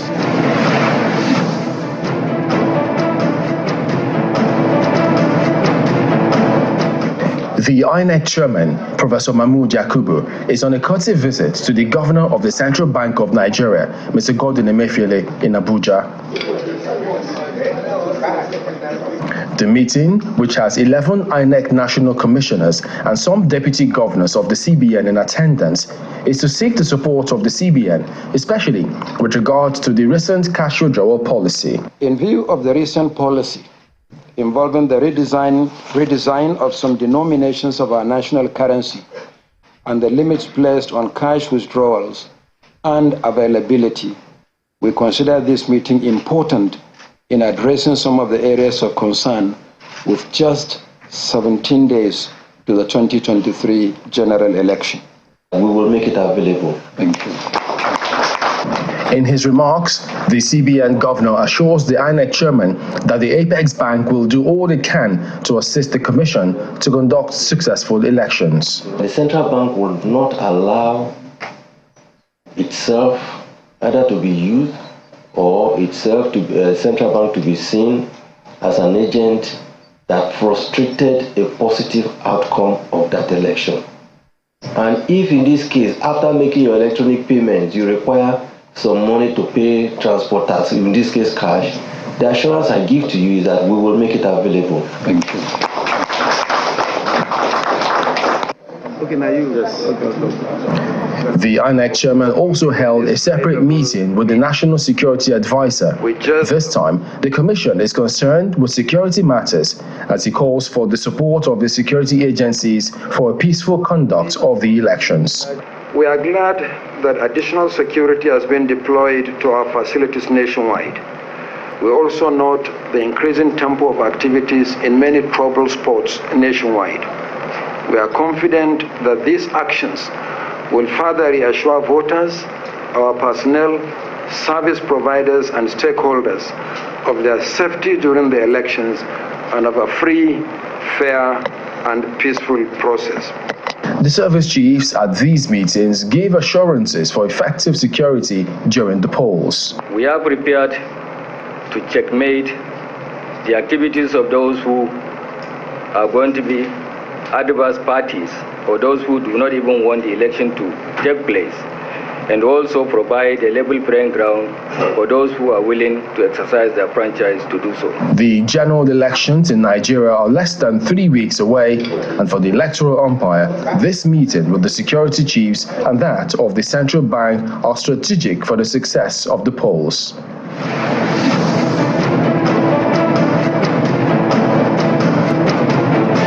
All right, welcome back to the 2023 verdicts. And we've got Mr. Segun Shokpeton joining us this morning. He is the chairman. He says, well, we can call it ACT Network. Good morning. Thank you for coming on. Thanks for having me, Chamberlain. Well, ACT is quite apt. Yeah, I might absolutely. add. Well, that's Accountability, Candor, and Transparency Network. What's with the candor about it? I mean, look, honesty. We're just saying good governance in Nigeria, and we need our public officials, you know, Nigerian society in general, to be accountable, to be transparent, and to be honest. You know, so obviously there was a play on words as well to achieve ACT. But in politics, yeah, isn't candor rather a relative term? Because they will always tell you, they say, well, this is what it is, but we know it's to serve their political interest. I mean, we have 60 years of political history to tell us that candor is needed desperately in our public life. So regardless of what any politician tells you, it's up to us as citizens to hold them accountable and ensure that they're dealing with us with honesty. How much candor have you noticed in the build-up to these elections across board? That's a difficult question. I mean, like you say, it's a relative term. Politicians are really they rarely deal with candor, especially in these parts. All over the world, actually, but excuse me, but especially in these parts, because their interests usually don't align with the public interest. So at the end of the day, they find themselves, twisting and turning into pretzels just to maintain the airs they would like to push across to us. So to find candor in public service, it's rare, but we do see it every now and then. What about on the part of the electorate? That's an interesting question. Yeah, because I think that the electorate believe that they deal with themselves and with situations in society with candor, but I'm not so sure. Yeah, because I mean, are we really true to ourselves? Yeah, I mean, it's a good question. You hear people come up on one breath and say, oh no, this party has done this, we cannot do this with this party. And the next thing is you have over 300,000 people queuing behind, in the state for instance, behind that candidate. And then you hear another group of people all rooting for the same candidate. In fact, they root for all the candidates, no matter how good or bad opposition or opposing alternative views may think that they are. You know, people say that politics as a game generally, whether on the part of the politicians or on the part of the electorate and the citizens, it's a very emotional process. It's a very emotional thing. And people are really logical, when they're dealing with political questions and political considerations. So you find that invariably and over time, other considerations come into play. And people are unwilling to admit that those are the things that are driving their decisions. So, for example, in this election, most people are simply queuing behind the person who is from their religion or from the tribe.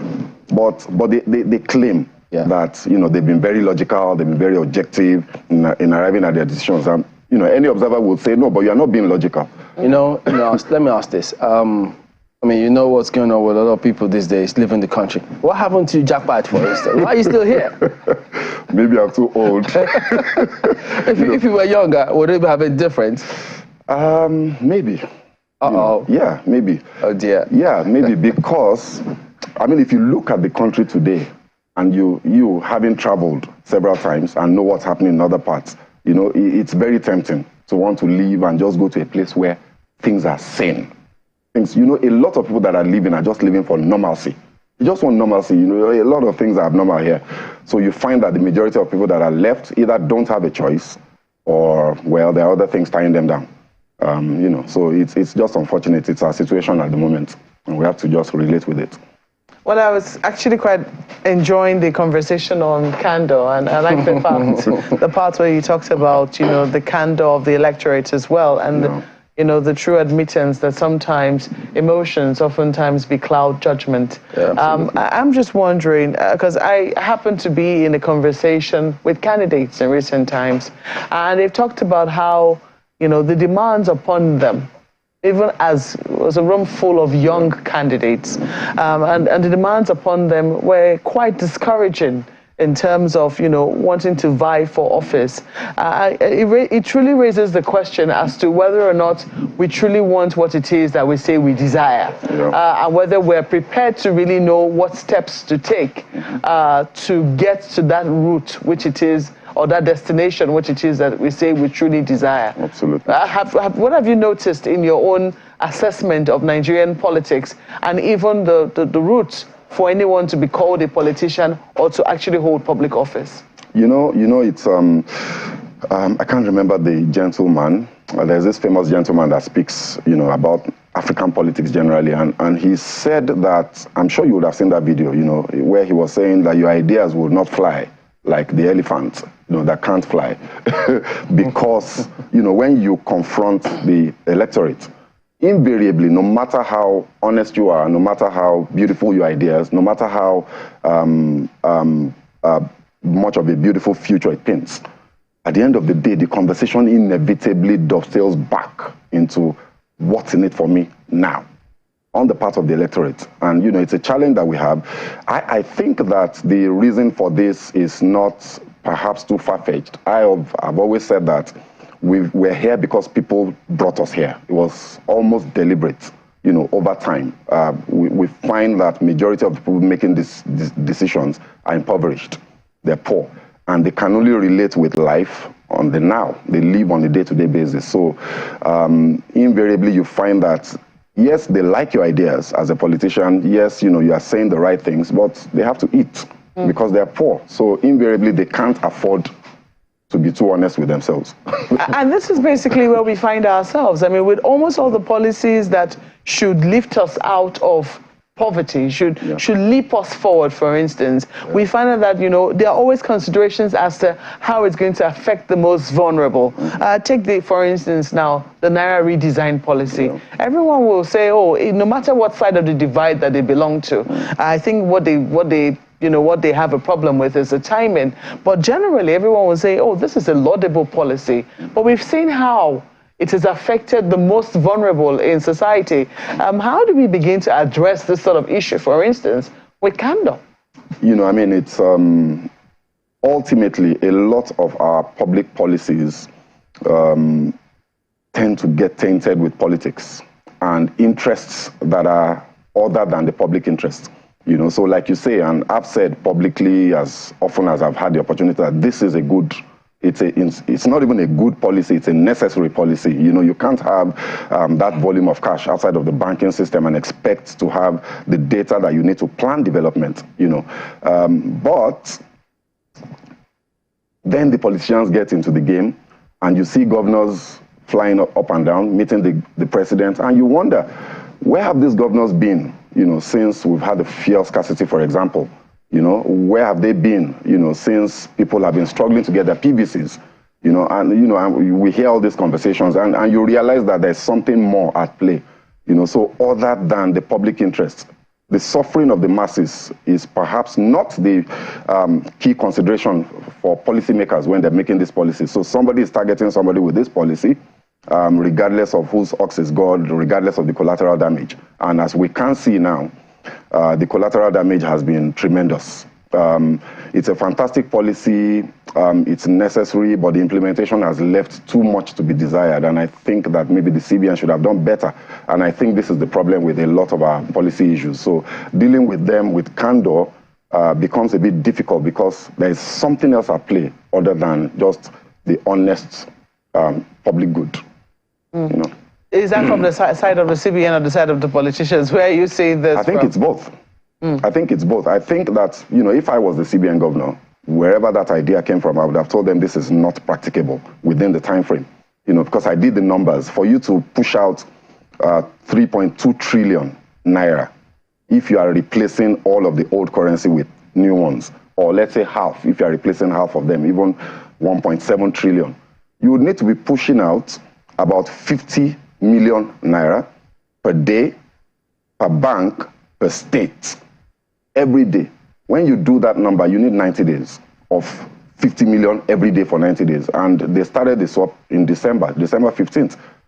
Till now, that's still less than 45 days. So this was always a calamity waiting to happen.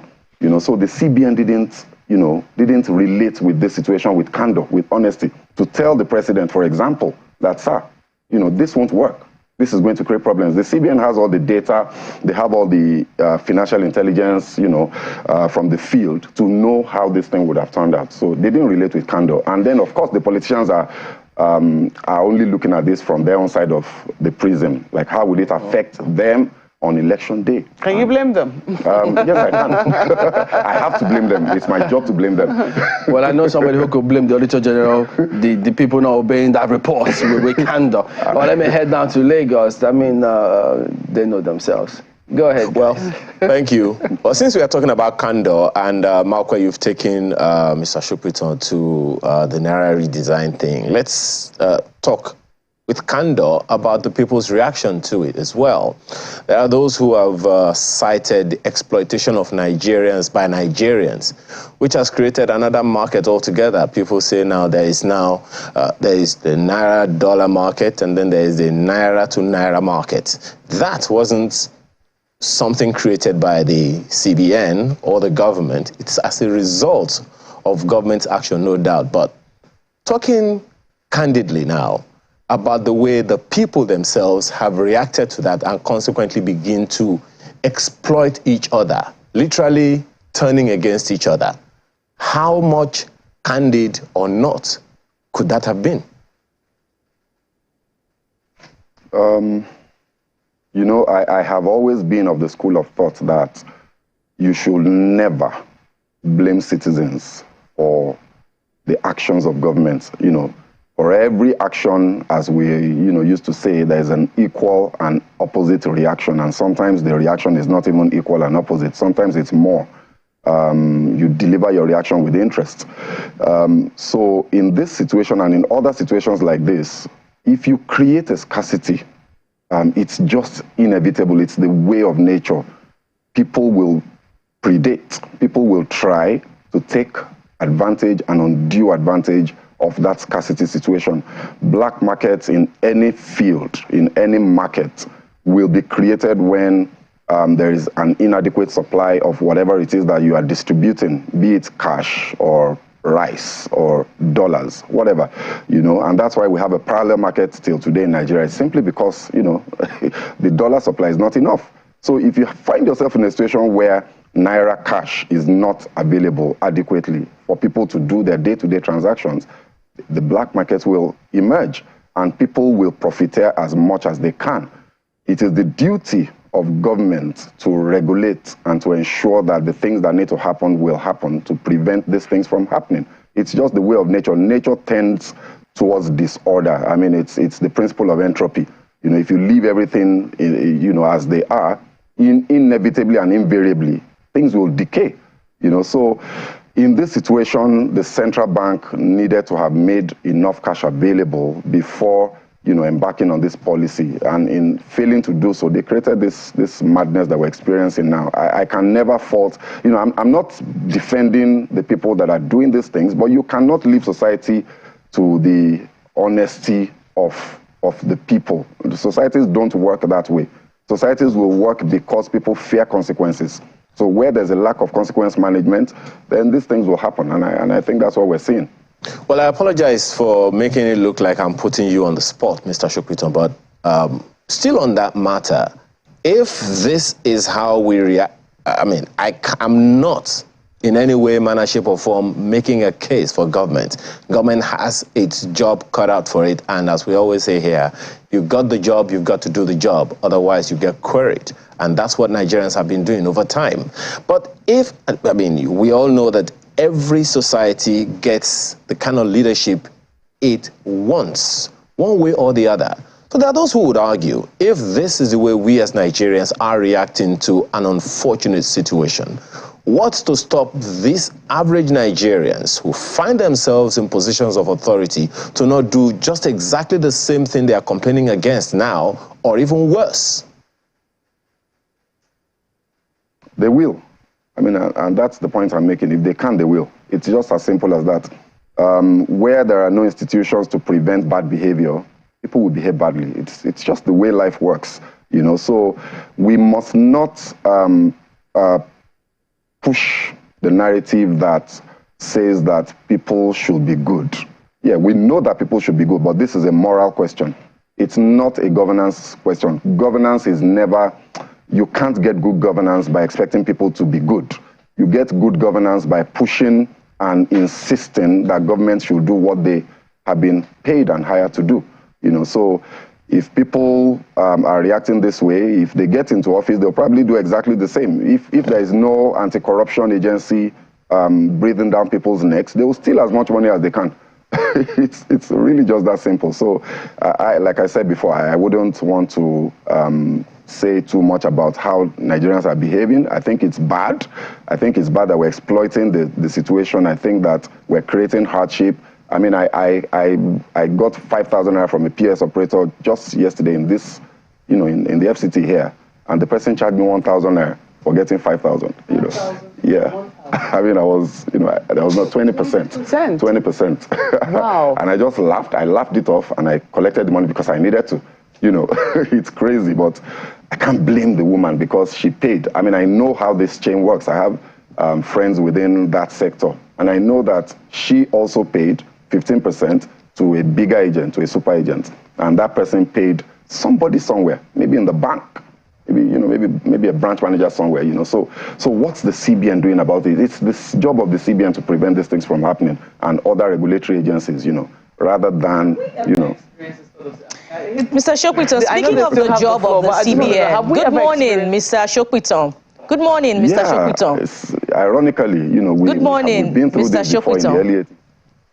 Guess who was in office when this happened? You know, the last swap, I think, happened under the administration. I have to check that of this same president, you know, all the way back. And we had a scarcity like this as well. But of course, that was a military era.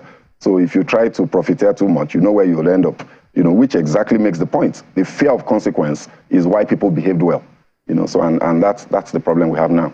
There's simply no fear of consequence. Yes, good morning, Mr. Shokwiton. Speaking of the job of the CBN, so many voices have contributed to the conversation, particularly since Nigerians began to experience difficulty in accessing their money. And some of the voices were to the effect that the CBN has autonomy, you know, to design and execute this policy. Have you seen that autonomy play out? The CBN has, over time, shown some degree of autonomy. That, I think that the president should be commended for that. I think to a large extent, he's left the CBN to run, you know, their policies, you know, their monetary policies, for example, you know, changing of the MPR rates 5 times in the last 1 year, for example, to battle inflation. Nobody is interfering with that. But there are some decisions that they make and you realize that there is more at play. For example, why did the central bank governor have to go to Aso Rock to see the president to get an approval for a 1-week extension? That shouldn't have been necessary.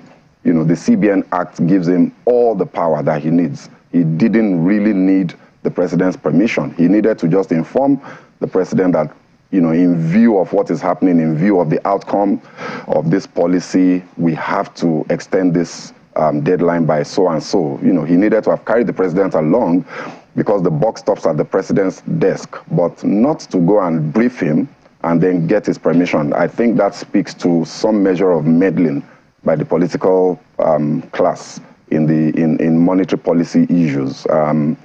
But by and large, the CBN has operated with a relative amount of autonomy. But on this issue, I'm not so sure that they've been autonomous with their actions.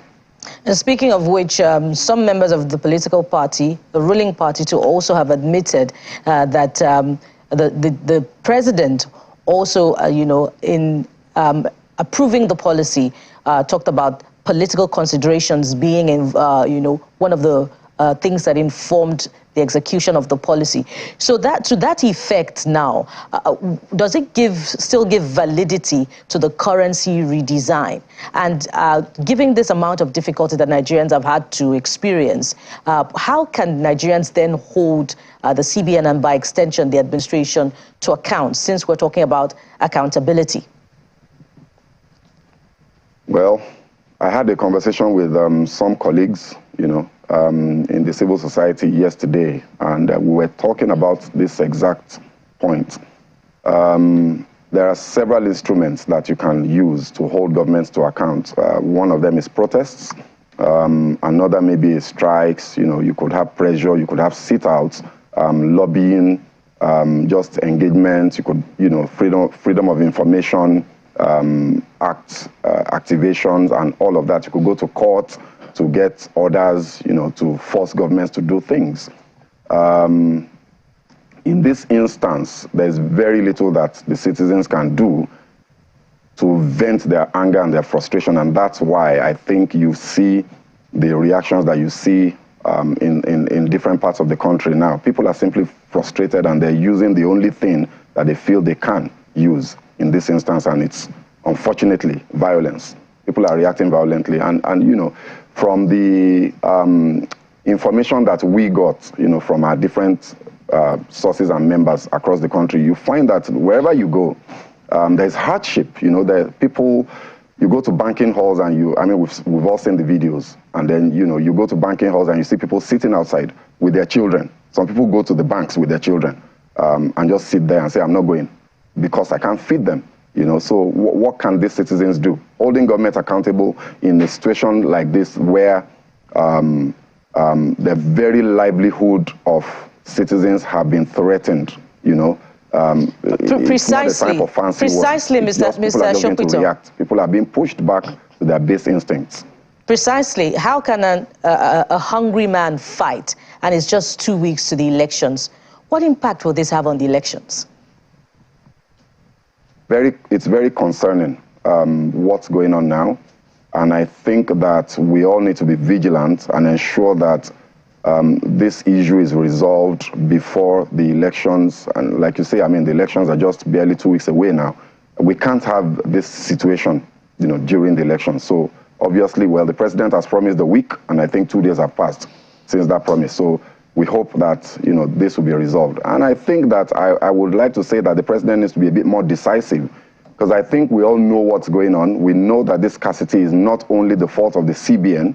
We all know, I mean, maybe we don't all know, but I can say on good authority that a lot of the cash that should be in the public domain right now is in people's vaults, is in people's bedrooms right now as I speak. New currency. You know, the politicians are bribing branch managers, you know, to collect the new currencies at the expense of the public. And the government has to act and do something about it. I think that the level of scarcity we're seeing is way beyond just a logistic challenge. It's not just because the CBN has not provided enough. Yes, the CBN has not provided enough, but the scarcity we have now is simply more than, it can't be explained away by that. You know, so the president, through whatever agencies they want to use, I know that the EFCC, the ICPC, and even the DSS has been getting involved in this, but I think they really, really need to do more. Majority of this is coming from high-stake political players, and the government has to by extension take the bull now, by the horn, and yeah. By extension, do you now see vote buying that was one of the goals, which was to deter? Do you see it happening on an even larger scale than intended?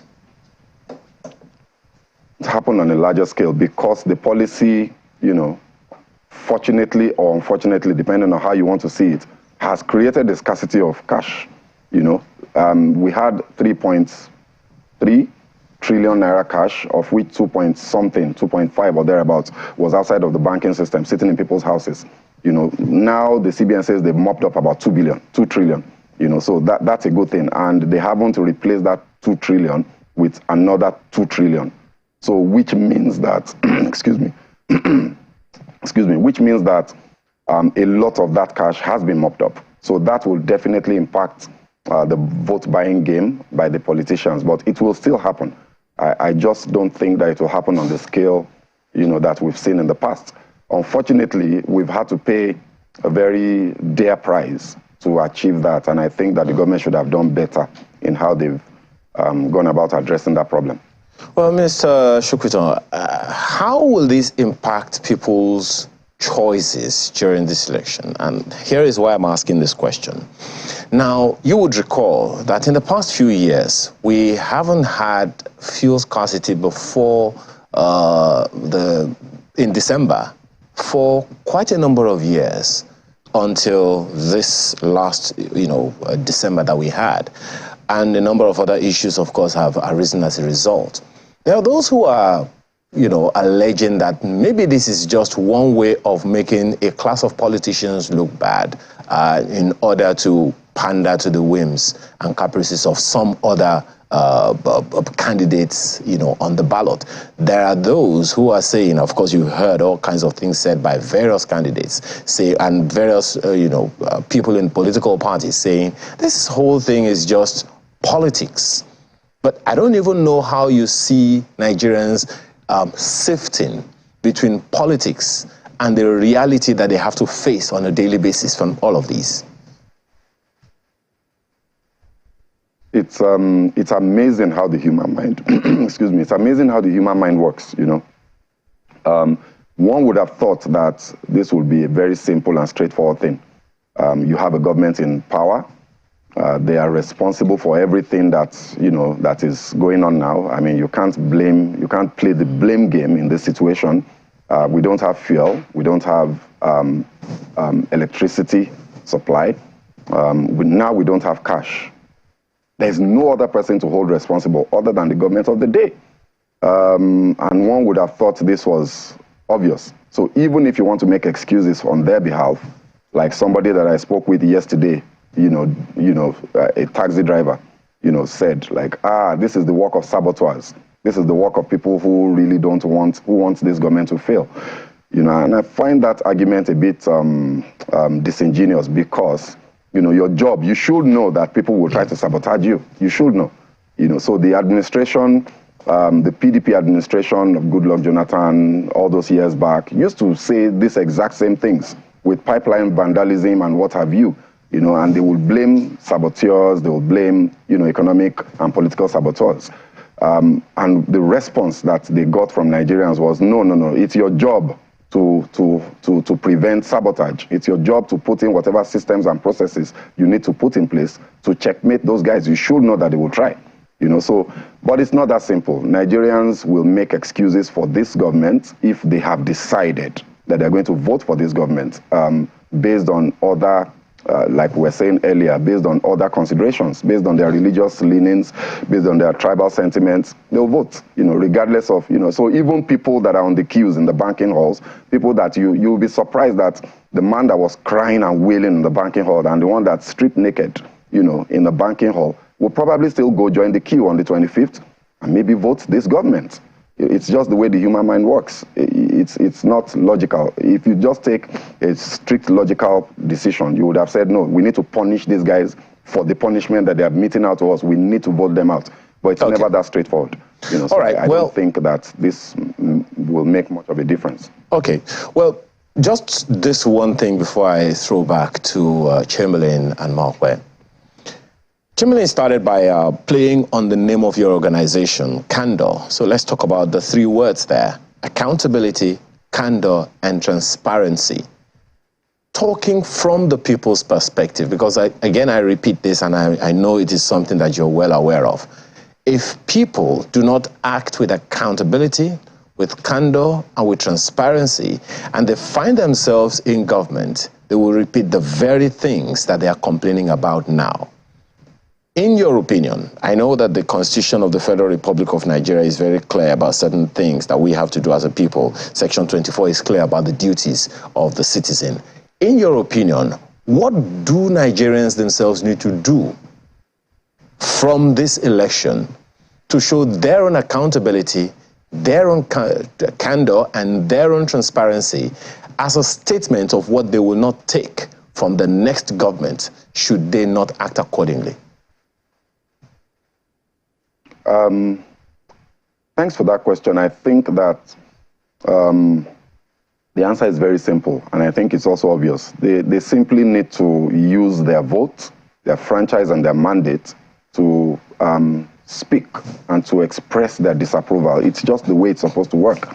And I'm sure you would have seen the video of the Minister of Housing, the current Minister of Housing, during the campaigns in 2014, where he said that people should vote out the last administration because they were not performing. And then he went further to say that if we also fail, that you have a duty to show us that we failed by voting us out. He said this. So it's a bit shocking. I think as a politician, he knew that regardless of whatever the outcome of their 8 years or 4 years in office will be, that Nigerians will just still go along with their sentiments. So he could afford to say that. So he himself has told Nigerians what to do. I think that in this situation, there's simply, the options are very clear. It's either you go along with whatever other sentiments and considerations you have and keep these guys there so that they can continue, or, you can look, there are other options on the ballot. There are 18 presidential candidates, 18 parties and 16 presidential candidates, I think. So, the options are there, but I'm not so optimistic that people will go along those lines. I think we'll still get what we'll get. Are you optimistic that people's votes will count this time? Oh, absolutely. And I think we cannot overemphasize this. We can't stress it enough. I was listening to the INEC gentlemen that were here, and I really need to say that INEC needs to be praised. They need to be applauded for the improvements that we've seen over the years, from the 2015 elections at least, maybe 2011 as well. If you cast your mind back to the ignominious days, 2003, 2007 elections, and then you look at where we are now, you just have to say kudos to INEC. So I always say to people, things have changed. Your vote will count. So please go out and vote. Now, votes have been counting for a while now. Yes, they have. Okay, they have. This is despite this is despite what we've seen in Osun elections, where some votes were cancelled owing to overvoting.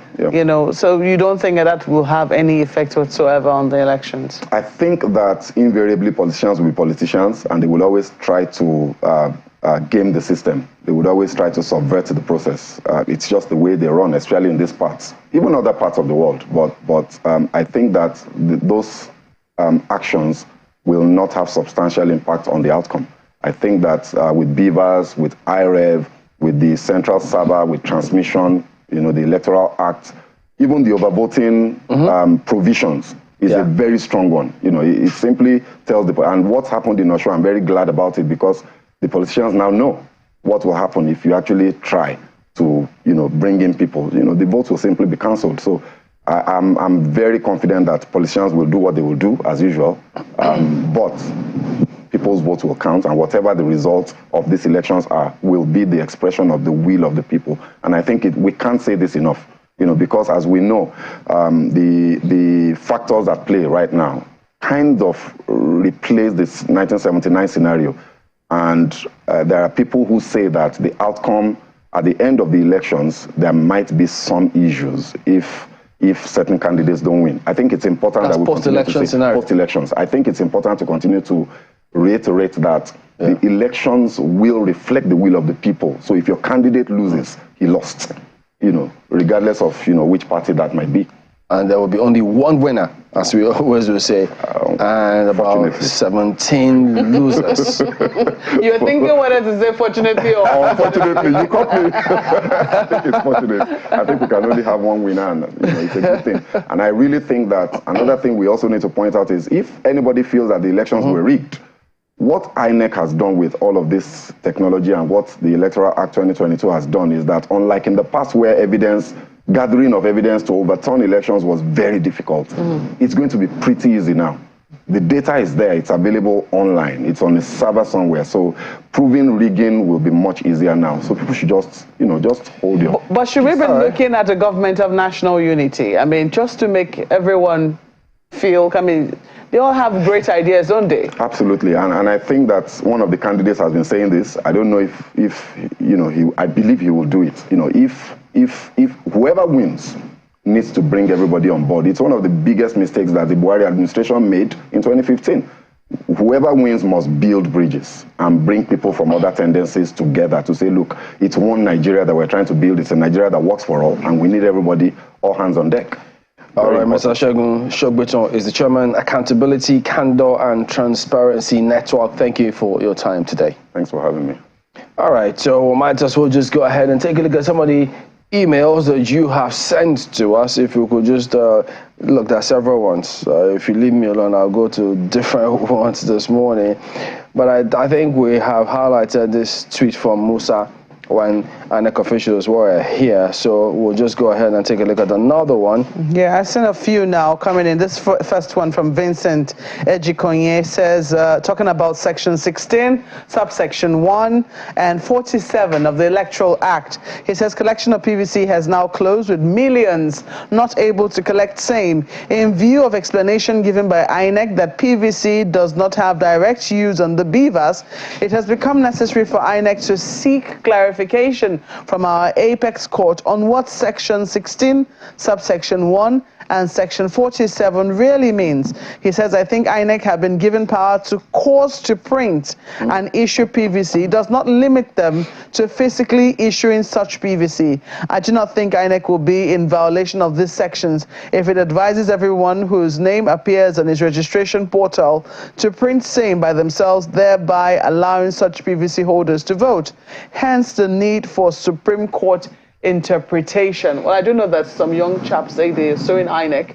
They want an interpretation of that particular part, and they want to be allowed to vote with the VIN number if they're unable to collect their PVCs. It'll be interesting to see how That's matter democracy. goes. Yeah. So they will give it some expedited hearing, we hope, so that, who knows, it will impact. So, but we've seen that of Musa Mohammed. So, guys, go ahead with the other ones in Lagos. And just to add a bit, to that part of the conversation, checking on Section 16, subsection 1, it specifically confers on INEC not just the powers to print and design, but the issuance of the voter cards. So I wonder if that would, be one of the strong points from which INEC will be arguing, since it confers on it, the Act confers on it the power to control the issuance of the cards. But of course, it will be a very critical part of the conversations for us to have in the coming days. This one from Musa Mohammed says, since we know technology is liable to have shortfalls, my question is, why is the BVAS not test run? And what is the fallback plan if the BVAS fail?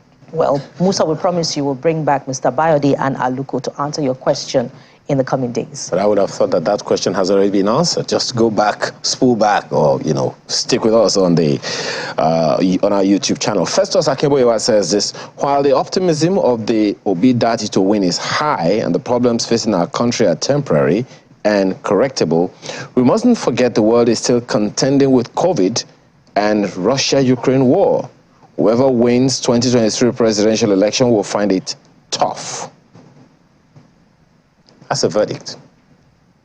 Well, I see this one from, it's a tweet actually. It's of Sarumi. He says, since pictures of facial features are now significant in identifying voters, shouldn't INEC allow updates of voter information, especially their pictures, since some voters registered as far back as 2011 and looks have changed over that 12-year period? Okay, send out your selfies. We'll see what we can do with Unless you've been doing plastic surgery, your features should still remain largely the same. Well, I do know, though, that some people got the cards that some people received. Their pictures did not look quite right. I've seen examples of those type of cards, and they're valid cards. But take a look at this one from Daddy Marv Shy Steady. Says, concerning the collection of PVCs, INEC has done well, even though they have a lot more to do. But will INEC Nigeria allow a very credible election in 2023 without the interference of greedy politicians? Well, we have to give them a benefit of the doubt. Looks like they've been doing that already. We have to have some faith and confidence that INEC will succeed despite what anybody else might wish or might try to do.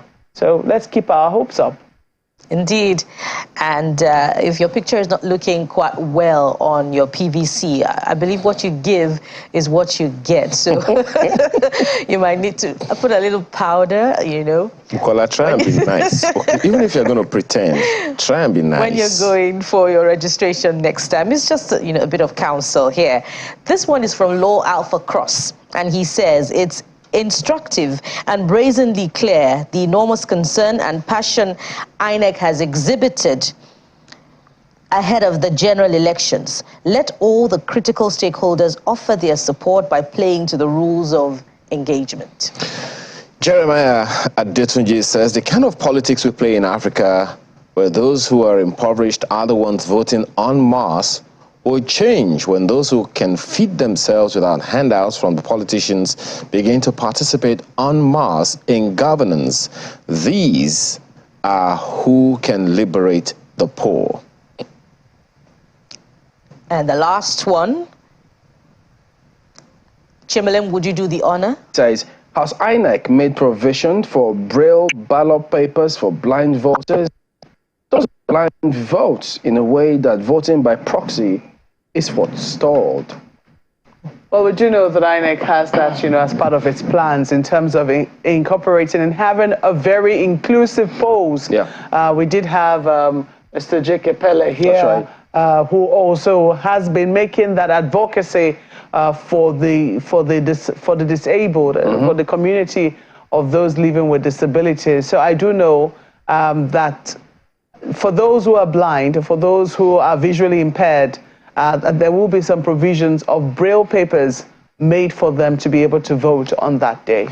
Yes, it is, and that is the show today. We thank you all for your time. Thank you for watching the 2023 verdict. We will be back with you again tomorrow, but the 2023 verdict will also feature tonight here at Channels. Until then, I'm Chamberlain, so goodbye. Well, do look out for our new poll question. I think it'll be coming out tonight as well. So do stay tuned. We kept our promise today, taking as many meals as we could. So please keep them coming, because if we don't take them on the morning segment, we certainly will take them in the evening. Thank you so much for watching. I'm Maupe Ogun Yusuf. And just to quickly add, for those of you concerned about, how the community of the physically challenged can vote in the elections, Mr. Pillay has, educated us on the work of that community with INEC. And you can just do a search. You'll find that edition, when we were Sunrise Daily, now we're the Verdict 2023. Thank you for watching, for sharing your morning with us today. We'll be back tomorrow. I am Bukola Samuel Wemimo. And I'm Ayo Makinde. Don't forget, you have a duty to Nigeria. Have a wonderful day.